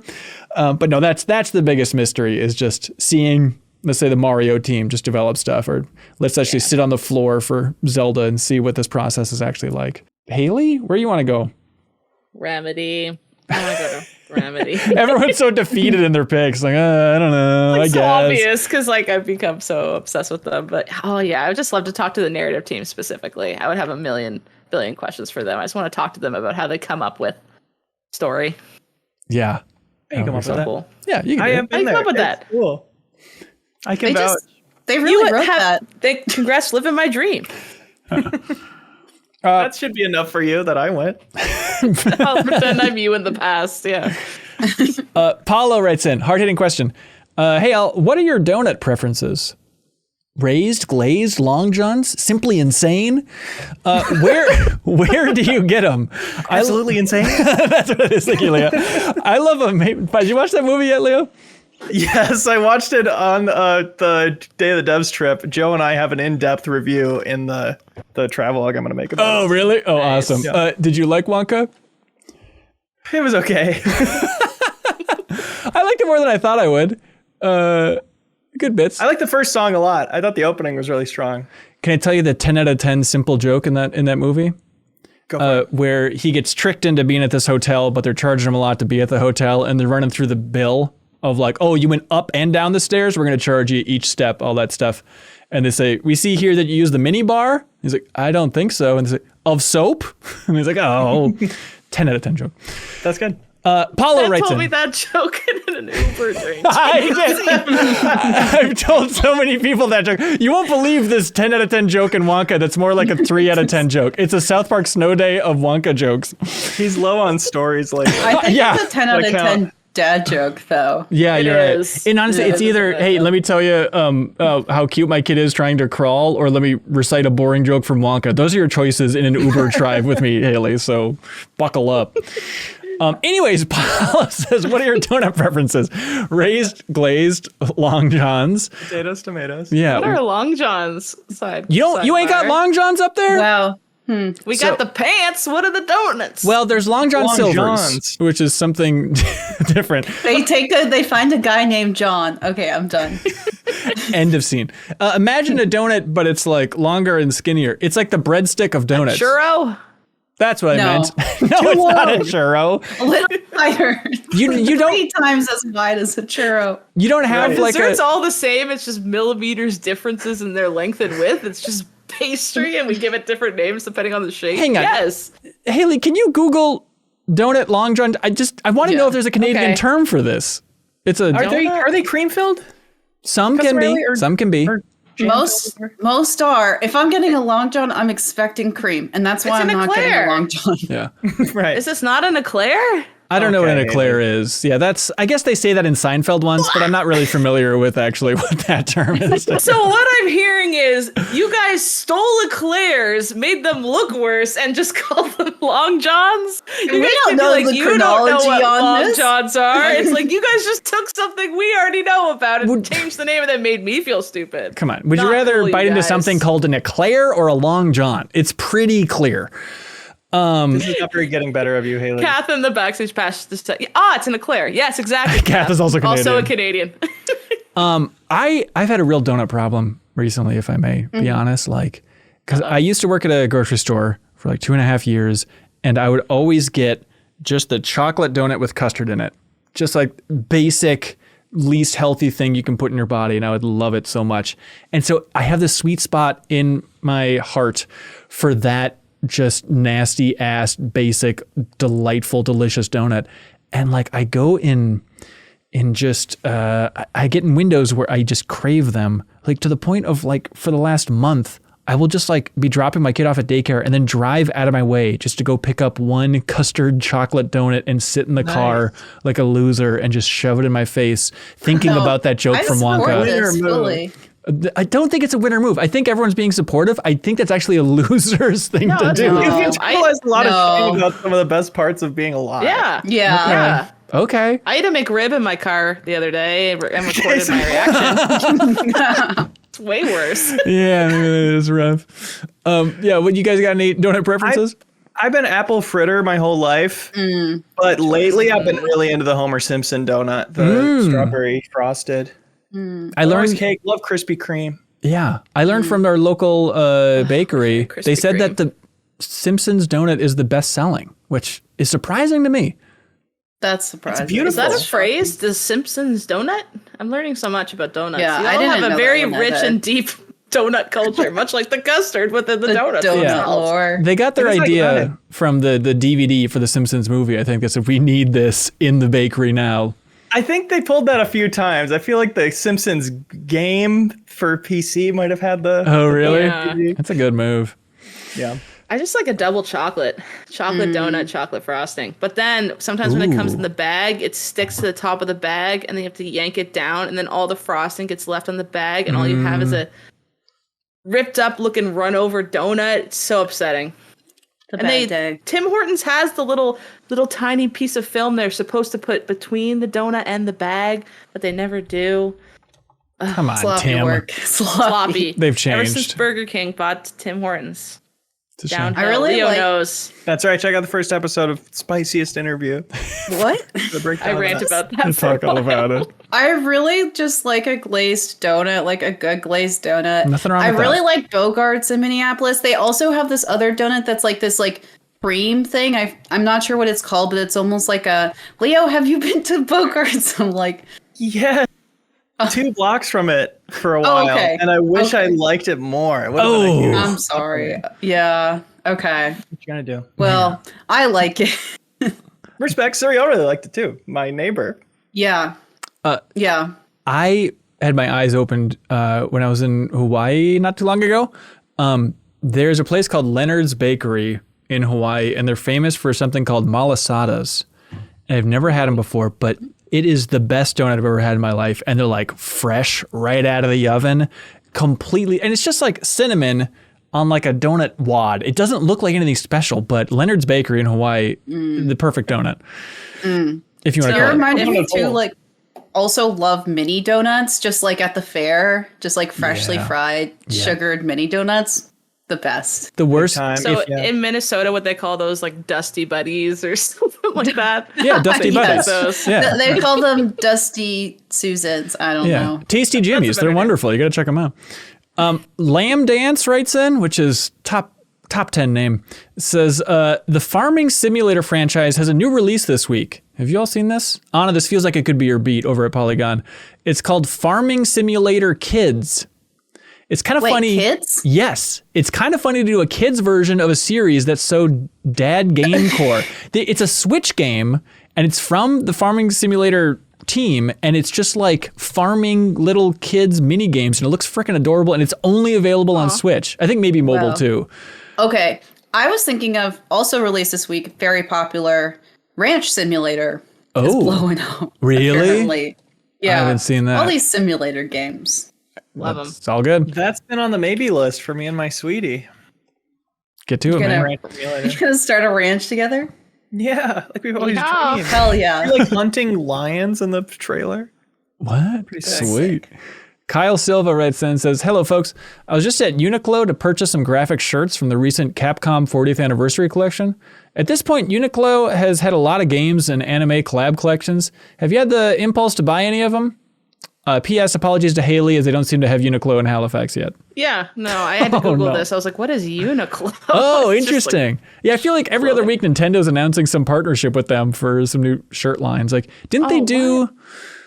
Gosh, or like Pokemon they They did partnered with a lot? Splatoon. Splatoon, that's what it was. They've done Mario. Yeah. They've done this isn't like not Nintendo, but they've done Metal Gear Solid, I think. Like there's some niche ones that have been very popular. I think the Splatoon ones were the most tempting, but I don't think I've ever worn a Uniqlo shirt. I have Mario one that's like Peach, and it's really cute. It's like a pixelated embroidered Peach over the pocket, and it's like it says, "Oh, did I win?" It's just really cheeky and cute, good. and it's just like my favorite shirt ever. That's sweet. Nice. I've got a Dragon Ball hoodie from them. That's just Master Roshi with a bloody nose over the breast, and it's just a pink hoodie, and it's so comfortable. I used to buy pretty much exclusively from Uniqlo because their clothes are so Yeah. comfortable. Their Yeah. their pants are, you can get some stretchy pants that feel like pajama pants, look like real pants. Yeah.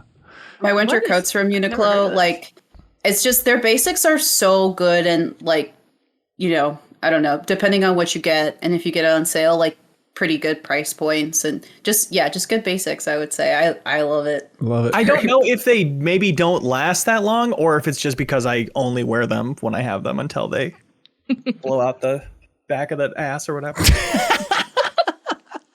Well, it is It's just like technically Looney fast Tunes fashion shotgun? still, so Victor Pham They writes do in. have a Canadian side of the website. Don't know if we get the same stuff as y'all, but they look nice. Is it rename some fancy pants French stuff? No, there's no Eclair shirts.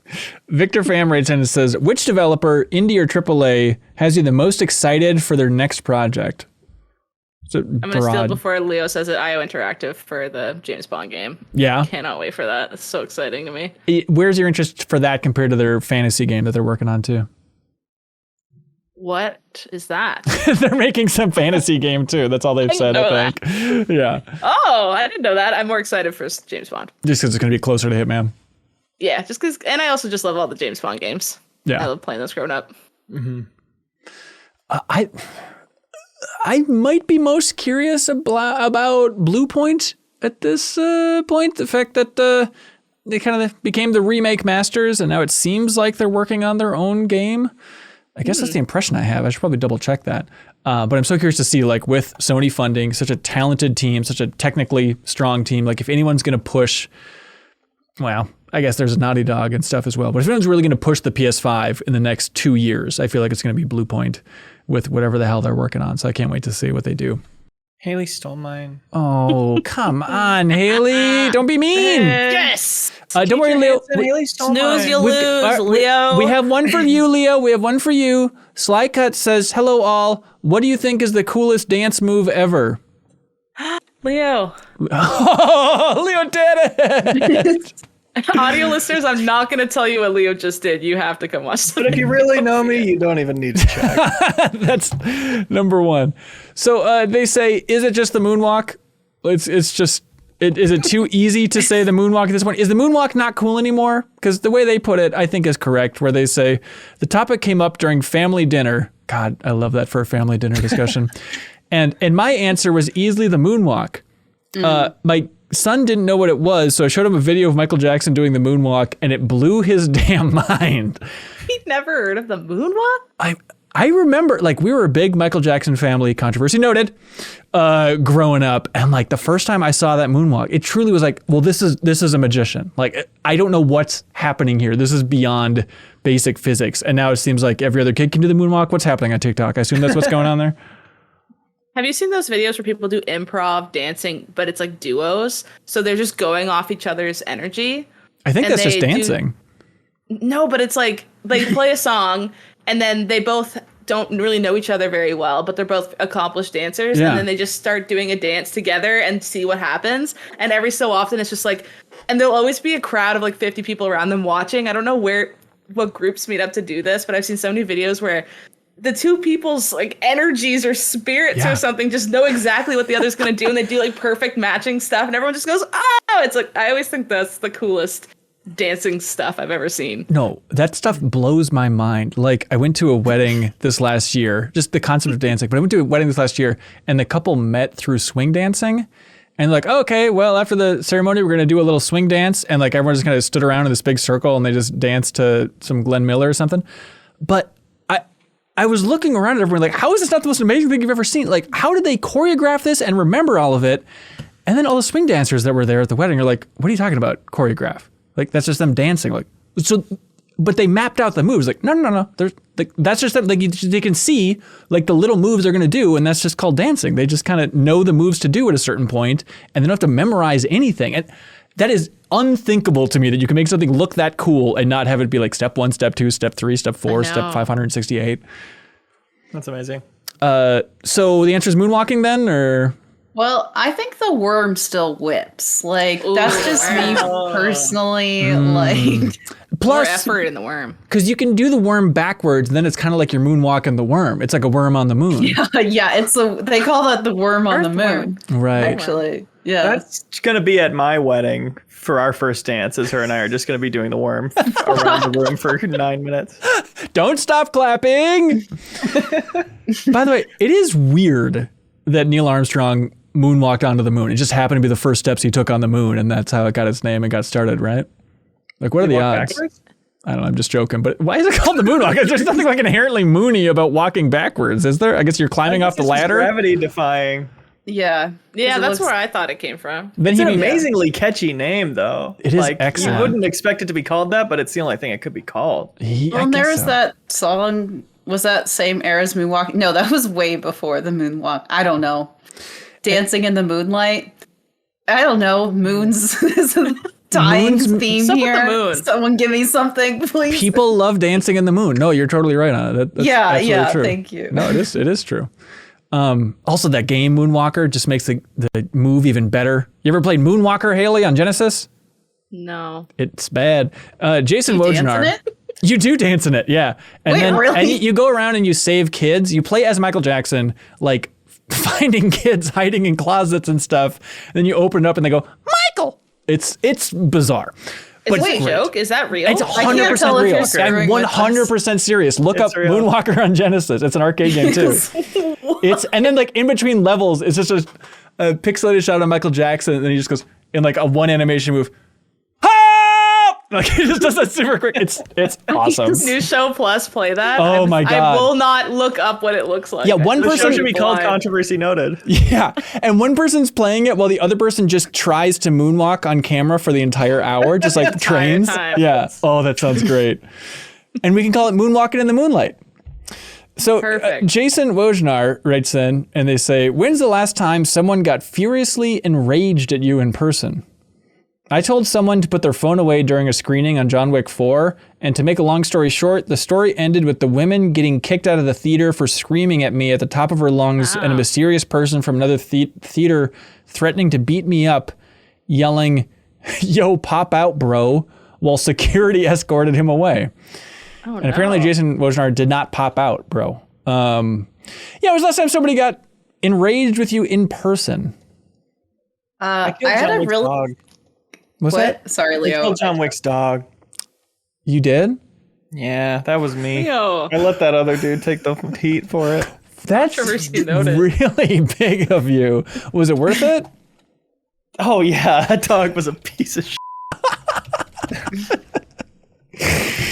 Wow. All right. Anna, what were you going to say that was much more graceful and beautiful? Yeah, before Leo talked about dog murder. I was learning how to roller skate at the roller rink, and this guy was trying to go really fast and like was clearly more skilled than me because I was literally learning how to roller skate. Right. And I was sticking to the edges like any like stupid little baby should. And he like literally like ran into me like full speed, like barged into me, and then got super upset at me. It was like really scary because I was also learning how to roller skate. So I was in a very vulnerable state. And he was just like upset that I existed or was like learning how to roller skate at the roller rink. I don't know. That's infuriating. He should get out of the freaking roller rink. He just wanted to go there so he could look like a cool guy expert. Yep. Like, get out of Yep. here. Exactly. Get out of here with that crap. I had a bad one, and it was so unwarranted. I'm so not confrontational. If someone's screaming at me, I'm like, "You're correct." Like, I hate people being angry. And this one was so crazy, and I was so blown away in the moment. I was walking my dog 1 block away from my house, and she always poops at the same place. This is the old place where I used to live, but she always poops at the same place, and it's perfect because there's a garbage can right there. So I always walk her down the street. So as I'm walking to the street, it's like next to an apartment building, and there's a really big grassy area that's part of the apartment building's lawn or something. And this woman has 2 dogs off leash, and she's like playing fetch with them.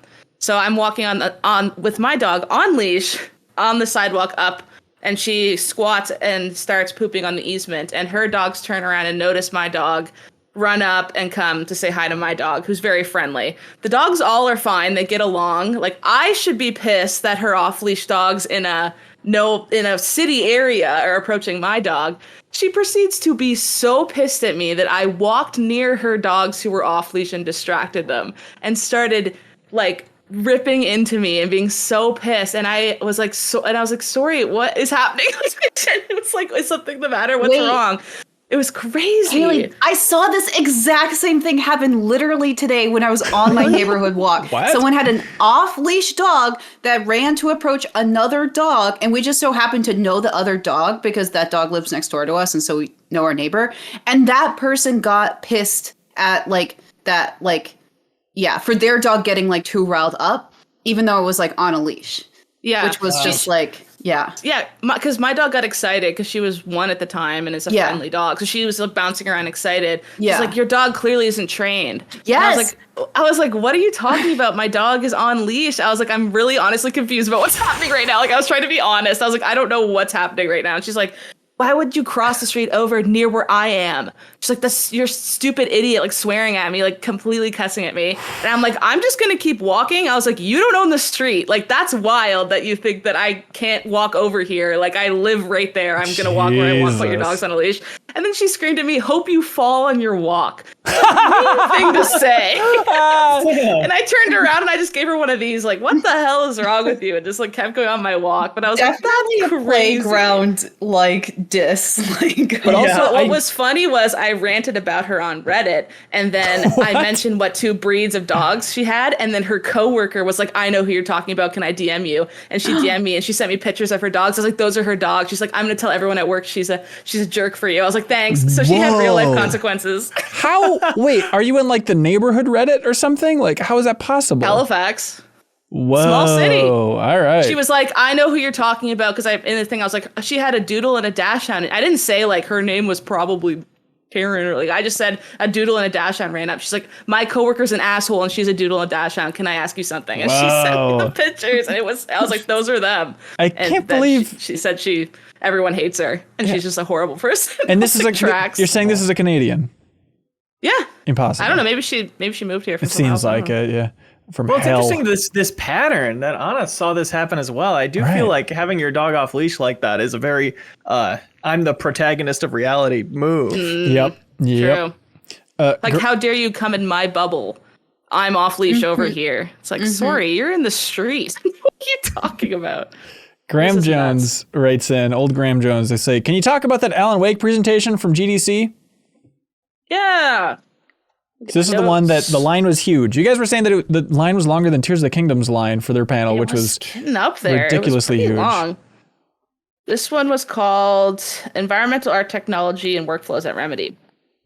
So, yeah, it was cool. They kind of broke down all their projects from, the first Max Payne's to moving on to like Condor Control 2, what's up next, Alan Wake 2 DLC.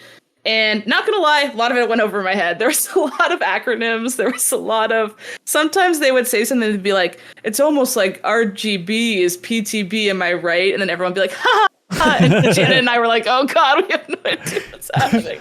But it was really interesting. They had a lot of visual things. Essentially, a main point of the talking point of this talk was how going from Control, which is the materials are so, what's the word I want to use? Like concrete, metal, very harsh materials that like lighting them works a certain way. They develop the engine to be good at lighting those kind of things. Right. And then to switch to Alan Wake 2, where there's so much foliage, plants, outside forest, wood stuff, is they had to work really hard to account for shifting between those two types of art styles, but still wanting to maintain the really high fidelity that their studio is known for. So they talked a lot about that. And what was cool was they had this system, and I didn't really, a lot of it went over my head, but what really clicked at the end was they had this color scheme for when things are too bright, too dark, just right. They showed how they first started out. It was kind of like a heat scale map. So it's like red is too dark, and then like in the middle is normal, and then blue is too light. And then they would have pictures of items, and then it had all the different scale maps showing like, oh, this is too dark, this is too light, blah, blah, blah. But then they realized that when you're working with this new environment, it's like they need it to be more, they need to have a better scale for it, looking at these things. So it wasn't just one color, it was multiple color scale maps put onto these things. And then they were trying to get everything to be green, which means like perfect lighting. And instead of someone manually having to like go to everything and twist every single color on, like, he used a chessboard asset that he made that had all the different chessboard pieces. He had all these sliders on the right, and all he had to do was slide them to the right spot so that everything turned green. And then that made the lighting make sense. And I don't know how he got there from like talking about the scale maps to, and here's our tool that lets us do it in 10 seconds and know exactly what's wrong with the lighting. If you look at it with the human eye, it's like, that doesn't look right. You pop it in this system, it shows the scale maps, and then he just tweaks with the sliders until it all is green. And then when you turn off the sliders, the lighting looks good, and it just like makes sense, and the meshes look better. And I don't know how they did that, but it was interesting to see just like a tool of theirs that tried to simplify it so much that all the artists had to do was play with some sliders really quickly and move on to the next asset. They don't have to sit there forever, hours and hours tweaking things. It's optimizing their their workflow so that they can just move on to the next thing. Because there's so many assets in Alan Wake 2. Totally. Think of how many environments you go into, and they all look great. So just those kind of things. That's cool. Some words: layered materials, path tracing, asset scattering, GPU-driven rendering. Some of the crazy words I heard during my talk that I didn't really know what was going on. It's like it's some sort of conference for game developers. It's really weird how they're talking there. It's almost like Makes sense. A lawyer, has some things not make sense to me.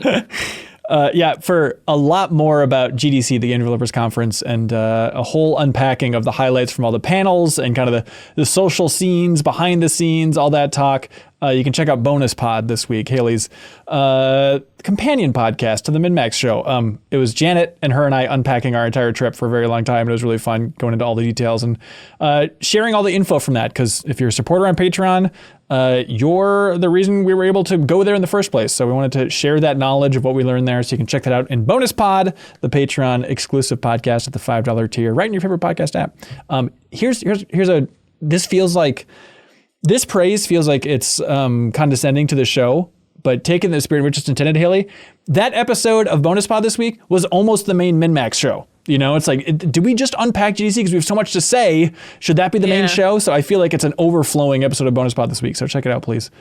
It's nice when that happens, where they can go somewhere. Yeah, for sure. Felix Diaz writes in and says, I recently started playing Yakuza Like a Dragon in preparation for Infinite Wealth, and I noticed this Bully and GTA are some of the few games with regular human beings in contemporary settings with ordinary problems. Why don't we get more action games with regular people with ordinary problems? Asked Felix. God bless you, Felix. It's a great question. That's what's so refreshing, I think, about a game like a Dragon is it feels more relatable on a basic human level. It's like a game that deals with homelessness issues. It's like, why isn't this all over the place? Why can't we have more games set slightly more in the real world? Yeah, it always loses me a little bit when we get to the intricacies of Yakuza politics. Right. Because I am most invested when they're like, I want to help my friend because it's the right thing to do. I'm like, hell yes, I want to help my friend too. Yeah, it's more relatable. And it is funny that it's like, Bully, Like a Dragon, Earthbound. It's like, it's not that many games out there. Yeah. When I saw this question, part of me like immediately thought of those games. So I'm like, well, we do have some, but literally was thinking of Earthbound and like a Dragon. Yeah. But part of me wonders, like, I don't know, maybe because so many, like, I feel like a lot of smaller developers would do a really great job at telling those stories, but then it's like, are those stories like flashy and get sold to publishers? Because sometimes I wonder if it's just like easier. Also, like the long running question of like, oh, it's so much easier to make a game that's like based off an established IP already because it's like less risky. And if we look at what the established IP is, then, it's a lot of superhero stuff. It's the Final Fantasies. It's the, we don't have a ton of established IP about guys in the neighborhood, I guess. Right. Right. Yeah, I remember. Yeah, what do you make a skill tree of a normal guy with no ability? I think that's a fun design problem, though. Like, I think that is fun. Yeah, I want to get them because I could get those skills potentially if I. Yeah, exactly. Moonwalking. It's made me think. I've started thinking about my life in like side quests and main quests, and it's just like you just do that for a whole game. Yeah. Side quests and main quests. We're not going to do this, so I'll talk about it. But Kyle Bossman and I a while ago were talking about like, oh, we should collaborate in some way together on some project. It eventually ended up being that like employee review episode of Delayed Input where I jumped on and kind of reviewed his YouTube channel. But he knows how to make games in RPG Maker. And I was like, okay, here's an idea that I really want to do. Maybe this would be a good pairing is we could work together because a game that I wanted to make for a while now is I want to go to like a small town in, let's just say rural Minnesota, someplace I know well. Like I drive through so many of these towns with like population 40 people, and like I want to go and just make an RPG about that one town and like recreate the town and actually go interview as many people in that town as I can about like, how's your life going? What do you want in your life? And then that would be the quest line in that RPG and just make it like the most grounded, weird RPG, but actually bringing in interview skills to make it real world-ish. I think it'd be a really cool little RPG Maker project, Bem. That'd be spunky. But Kyle Bossman said no. He said that idea would actually take years to do, you idiot. What are you thinking? I was like, yeah, that's probably true. That's one of those things that would probably take 4 years to put together. So he's right. When I was a kid, I would always sketch and daydream about a game set in the Mall of America. I was like, and you could get Hell yeah. Leo, I support this wholeheartedly. It's not too late is what I'm saying. Please make it. It'd be a great promotional tool for Mall of America as well, except for like the amount of licensing you'd have to do would be such a nightmare. All the trademarks, yeah. But you just said it in their new water park they're going to be building in the Mall of America, and then ain't no license to water. They're building a water park in Mall of America? Hell yeah, they are. I'll see you there. I don't know. Connected to the Mall of America. No, I think it's going to be 2 inside. blocks away called the Water Park of America? Yeah, but no one likes that. This is actually going to be inside of the Mall of America, as far as I understand it. Yeah.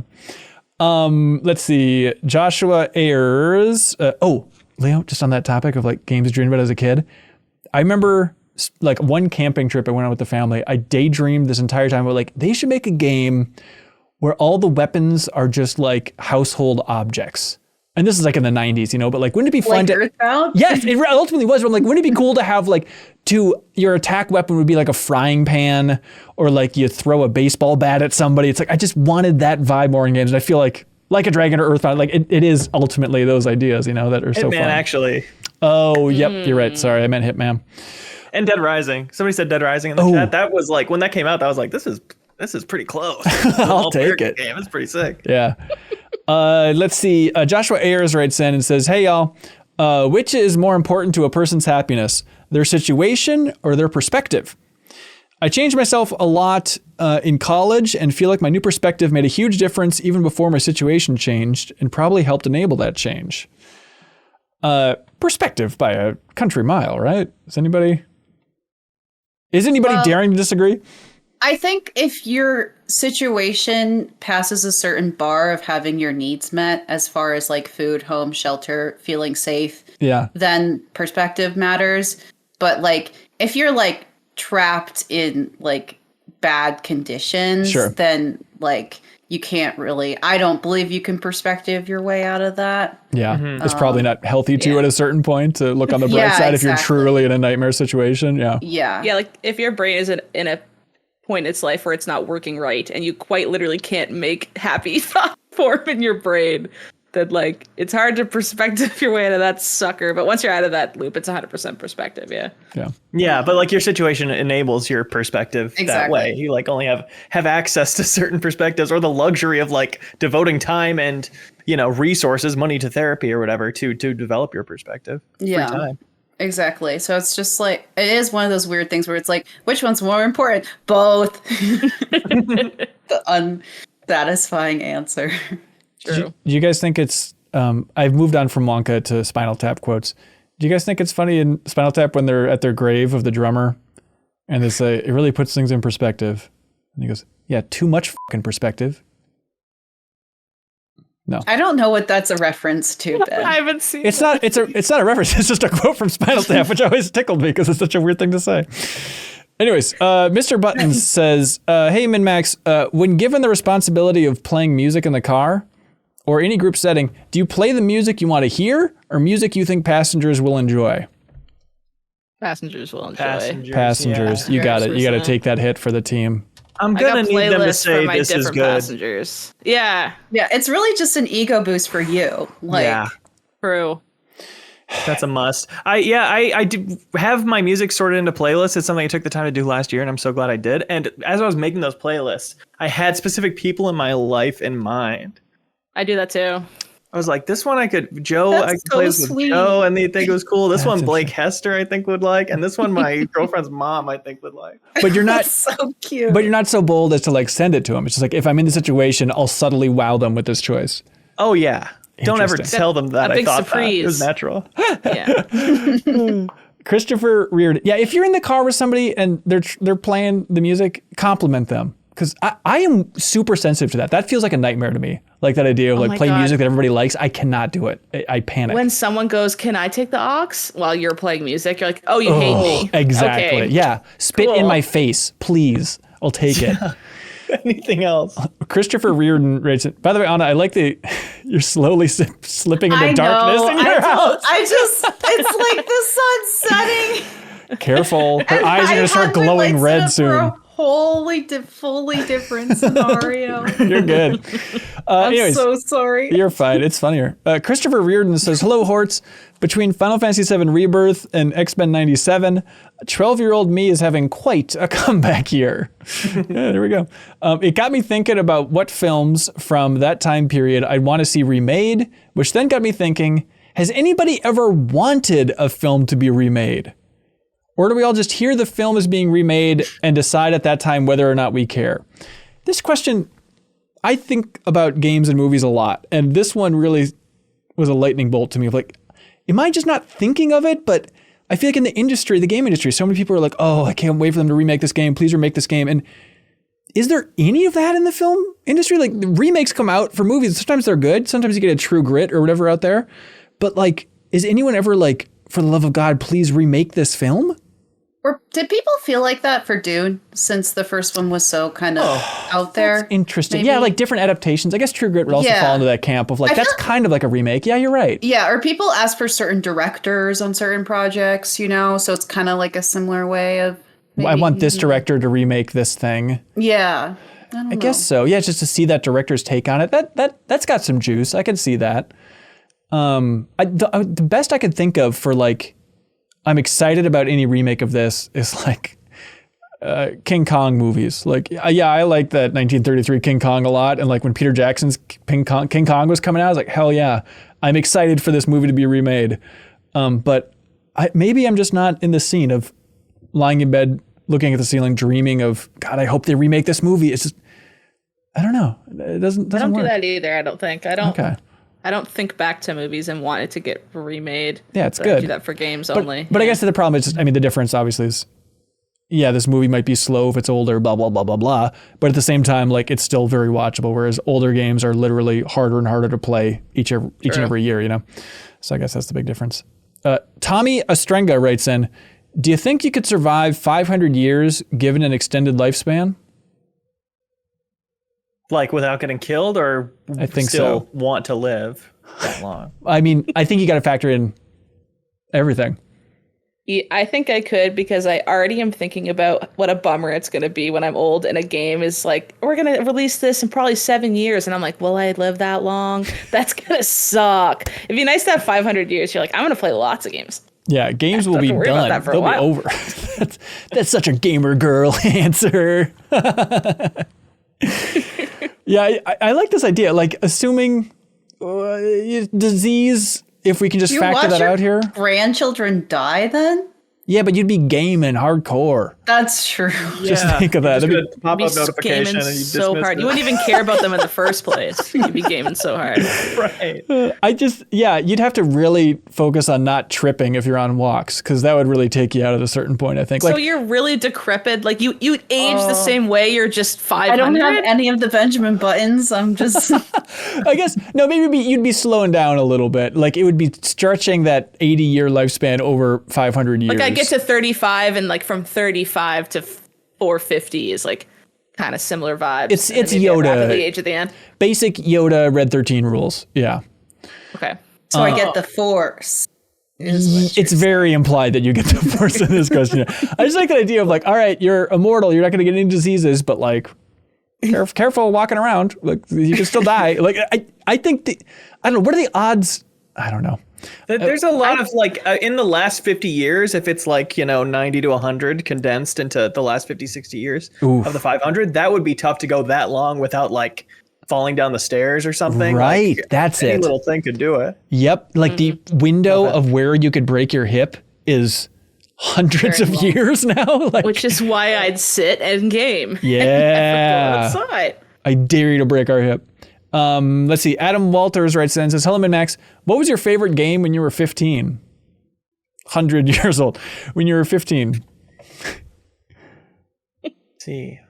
Sophomore year. Yeah. What year was that? That was Guitar Hero 2 era, wasn't it? Guitar Hero 3. We can't Rock answer Band. for you. Okay, perfect. That entire saga. Rock Band. On the cusp of Rock Band. Yeah, it's like 2002 for me. And I was like, Time Splitters 2 that was peak love for that game. Oh my God, I played so much Time Splitters 2. The best. I played, this was like a little before, but I really liked Twilight Princess at that age. That was like such a great Zelda to be moody and 15. Sorry. Oh my God, what a weird idea. Yeah, of course. I was thinking it was 2002 still, but everyone has a different 15, yeah. Yeah. You were playing you're 15 years old. That doesn't make sense. Like, that was not out then. It would probably either be Sims 2 or Twilight Princess, yeah. Perfect 15-year-old game. Let's see. Oh my gosh. Miss Kane writes in and says, do Minnesotans really say, okay then, all the time? My wife and I watched Fargo some time ago. Somehow the phrase stuck, and now we keep saying it. Is there a phrase any of you have started using after a TV show? Now please say, okay then, in your Max Minnesotan accent when you move on to the next question. I don't think we can do that. We're not your monkeys dancing. You're doing the monkey pose for the little red monkeys that come in that barrel, though. Yeah, well, that's just my default podcasting pose when I'm excited to talk. Yeah, that's interesting. I don't hear okay then that much. Maybe I do, and it's just not natural to me. But like, you might be ear blind to it because it's could so be. common. Yeah, in Fargo, the part that always gets me, they're in the bar talking to like those two girls, and they keep just going yeah, like back and forth. It's like, okay, that feels about right for rural Minnesota. I get a lot of that vibes. Mm-hmm. Anna, I don't notice it in the cities nearly at all. No, but you get outside of the cities and like that's the sweet spot of like, oh, this is home now. This is the home base. But Anna, I was thinking about your journey around the world because you had such a wild expedition. Yeah. Right? Because you lived in like Italy for a while and were traveling all over, and then you moved to like rural Minnesota. I lived in rural Minnesota and then moved to Italy. Oh, so, okay, yeah. the flip. No, it's fine. Yeah, no, I'm trying to think there. Like, I don't like remember hearing okay then, but I wouldn't be surprised. Like, especially because like I've spent a decent amount of time with like my partner's family in like North and South Dakota, and like the accent there is like really pretty thick, and so. And so that would be it. But if you're not listening for that, then it's like, you don't notice it. But you do notice the other stuff, like bagel. Sure. Bagel. I didn't notice anything weird about that. Do you guys pick up the mannerisms when you make new friends and you like really like them and then you start talking like them? I do that so much. Oh, absolutely. Mm-hmm. I'm a blue mage socially. I'll just take everybody's nonsense. But on the Fargo front, like, I think about Fargo too much. But if you want, like, everyone is so over the top in that movie, obviously, right? And I went back and watched like the making of Fargo not too long ago on the DVD. And they're like, oh, we actually got like an accent coach to work through this stuff. It's like, and that's what you came up with, William H. Macy? Like, really? But if you want like the most Minnesotan voice in that movie, it's the guy who's shoveling the sidewalk. He's like, oh, he's funny looking, just in a general kind of way. Like that guy is like an actual Minnesotan. Irish Ben. That sounded Irish to me. Well, he does it better. Oh, You can't try and do the Minnesota accent, just has to come out. But like that oofta vibe is very much in that guy. Do you watch the show? I watched the first 2 seasons, or I didn't. The one with Ewan McGregor, I stopped watching there. I didn't get around to that one. I think that was 3. That was 3. Okay, you still watching it? I am. It's not my favorite show ever, but I think I like it more than most. Season 5 rocked. The last 20 minutes of season 5 were some riveting television. Sweet. What do y'all like for a question of the week? The getting yelled at by strangers. Not fun memories, but what a story it got out of Haley. It's true. That's good. Anna, how are you feeling? Let me refresh your memory if I may to help you out. Donut preferences. Coolest dance move ever. More action games with regular people. The getting yelled at by strangers. I liked the donuts or the last question. The accent one was a fun little combo. I like the donut. Haley, how you feeling? I like the yelling one. Okay. I think that takes it. Congratulations, of course, getting yelled at by people. Jason Wojnar, you just won question of the week. There we go. You just got a prize from I'm 8-Bit. Now, of course, it is time for something that we call Get a Load of This. I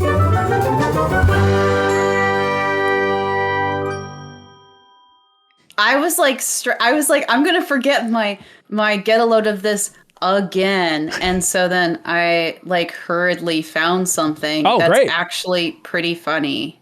Yeah, take it away. Go for it. Okay, it's like a history thing that I learned this week. You're gonna have to say it. I'm sorry. You're gonna have to. I know it's been a while, but you're gonna have to say it in the right way though for the pitch. What do I just? Okay. I'm pulling. Okay then. Oh, okay. That's it. Yeah. No. Okay.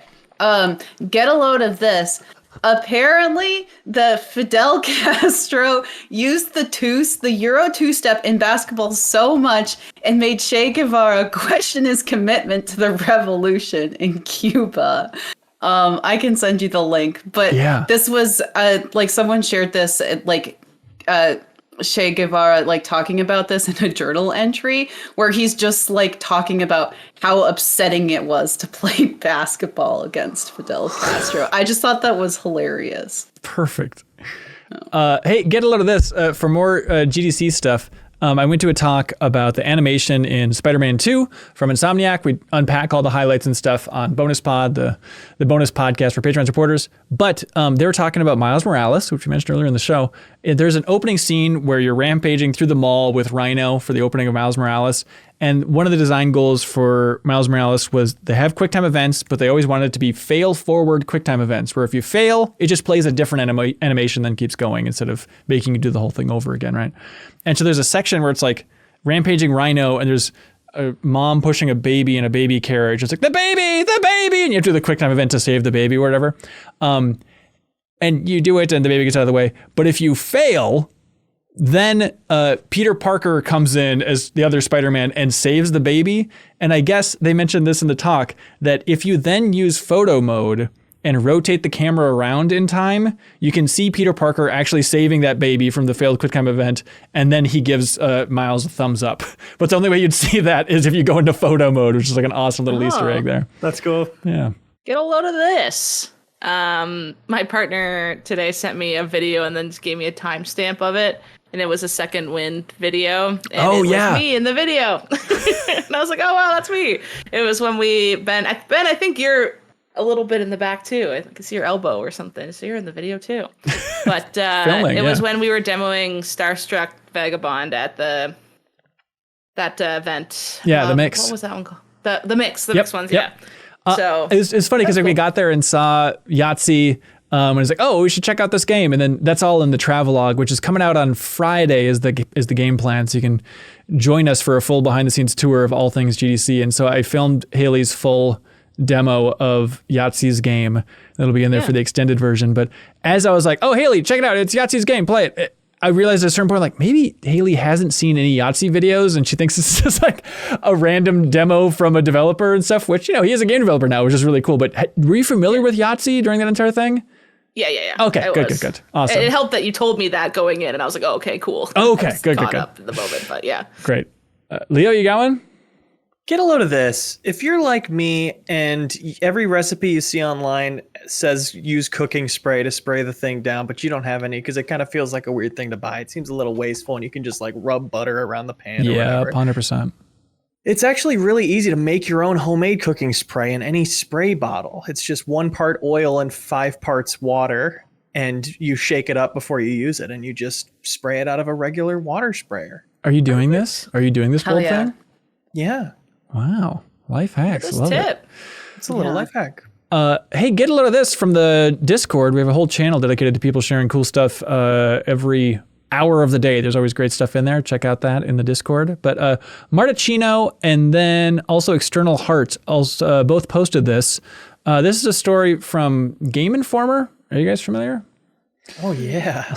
Oh, my gosh. So it's a wild thing, but it's an interesting thing to try and unpack. But you can now subscribe to get a physical version of Game Informer, which sounds like something that should be, that's the entire business model of Game Informer. It has not been for the entire life of Game Informer. This is the first time, at least that I know of, that you can subscribe completely to Game Informer to get a physical subscription, and it's not tied in with GameStop's power-up rewards nonsense program. So it's a standalone subscription for the physical version because the messaging has been challenging from GameStop, but they've been slowly getting rid of the physical version of the magazine to the point that there's been a lot of people like in the Game Informer subreddit and everything just upset about, what, can I get a physical edition anymore? Do I have to go in and buy like physical editions one by one? How does this work? I'm being forced to switch to digital and that's not working. I don't know what the hell's going on here. So Game Informer has built out a separate system where you can subscribe and get a physical version of Game Informer for an entire year for $19.91. Because 1991 is the year the magazine started. So there's some confusing explanations about this where it's like, oh, it's now a standalone way to get a subscription to Game Informer. And so people are like, wait, so are they separate from GameStop? No, they're still under the GameStop umbrella, but this is like a siloed way to show, hey, this is how much you care about Game Informer existing, because GameStop is a dumb company and it's a real test, I feel like, for like, all right, put your money where your mouth is. Do you want a physical video game magazine in 2024? Wouldn't it be cool to keep this operation running that's been going since 1991? And this is your chance to do it, everybody. So there's a link in the description. If you go to subscription.gameinformer.com, you can get an entire year's worth of physical gaming magazines for 1991 and prove that GameStop is stupid for not doing this before. So please help prove GameStop wrong. Game Informer's value has always been somewhat dismissible because it's a part of a different thing, part of Power of Rewards. You can always say like, well, people would die if they don't have their $5 store credit. That's what it's all about, really. Yes. But this is a really good chance to show that the magazine is what you value. And it chills me to my core to think of what happens if this does not do well. So please subscribe, everybody, to Game Informer magazine, the physical version. And Leo, the beautiful thing, if you subscribe to a video game magazine that gets shipped to your house, you'll never grow old and you'll never die. That rocks. Yeah, it's Still pretty for sweet. 500 years. That's right. Yeah, check it out, everybody. Link in the description. I'm so happy for them. That's so exciting. Yeah, it is awesome. And shout out to everybody who actually, has been pushing to make that happen out there. And, Margaret Andrews behind the scenes, who never gets enough love on the production team for making this stuff happen. It's unbelievable. Hey, that's it for this episode of the MinnMax Show. Thanks so much for listening, everybody. Anna, thank you for being here. Thanks for having me. Yeah. Anything you want to plug on Polygon or anything else in your life? No, just, read my stuff, click those links, and if you like things that we all make, then say so, because that's just a nice feeling. Yep. Couldn't have said it better myself. We have, for New Show Plus this week, the spiciest interview, episode 2. You all voted for it again at the Backstage Pass tier, and voted for Michael Huber to be under the gauntlet. So if you want to see Leo Vader channel his inner Sean Evans from Hot Ones and interview Michael Huber while eating ridiculously spicy wings, you can check that out on MinnMax's YouTube channel. Leo, my favorite thing about that video, I loved almost everything about it. I loved everything about it, actually, except for Huber's mic. But other than that, I loved everything. But I love that you started the video by saying, this is the first time we've spoken. And you just have to interview this guy that you've never talked to before, which I guess is a lot of interviews, but it was funny to be like, oh yeah, these two have not interacted yet.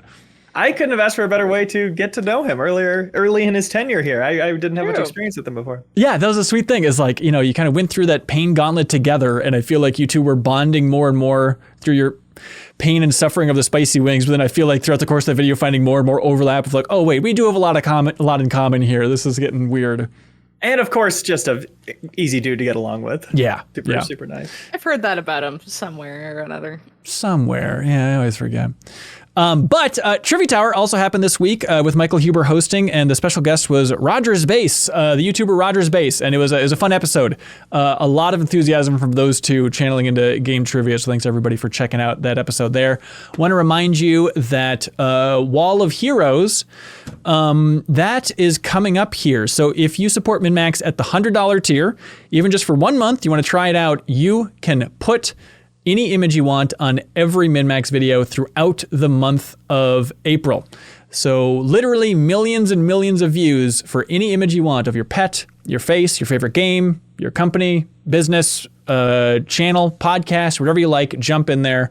Patreon.com/MinnMax with 2 N's. Jump up to that Wall of Heroes tier. Try it out for a month. See how it goes at the $100 tier. It's the cheapest advertising on planet Earth. I promise you that. Also, odd thing to plug, but for anybody curious, Jeffem had his baby. his little baby Cute. boy. They're Huge happy baby and just healthy dropped. over there. So he'll be back in a couple of months, and then he'll kick Huber out so he can talk about his baby all day, every day, and it's going to be wonderful. All right, that is it for this episode of the MinnMax Show. Anna, thanks again for joining us. Greatly appreciate it. Thank you. You betcha. Leo, Haley, thank you. Of course. On behalf of everybody, thanks so much for watching. We'll be back next week with a whole new episode. All right, see you folks. Be good, have fun, let's go.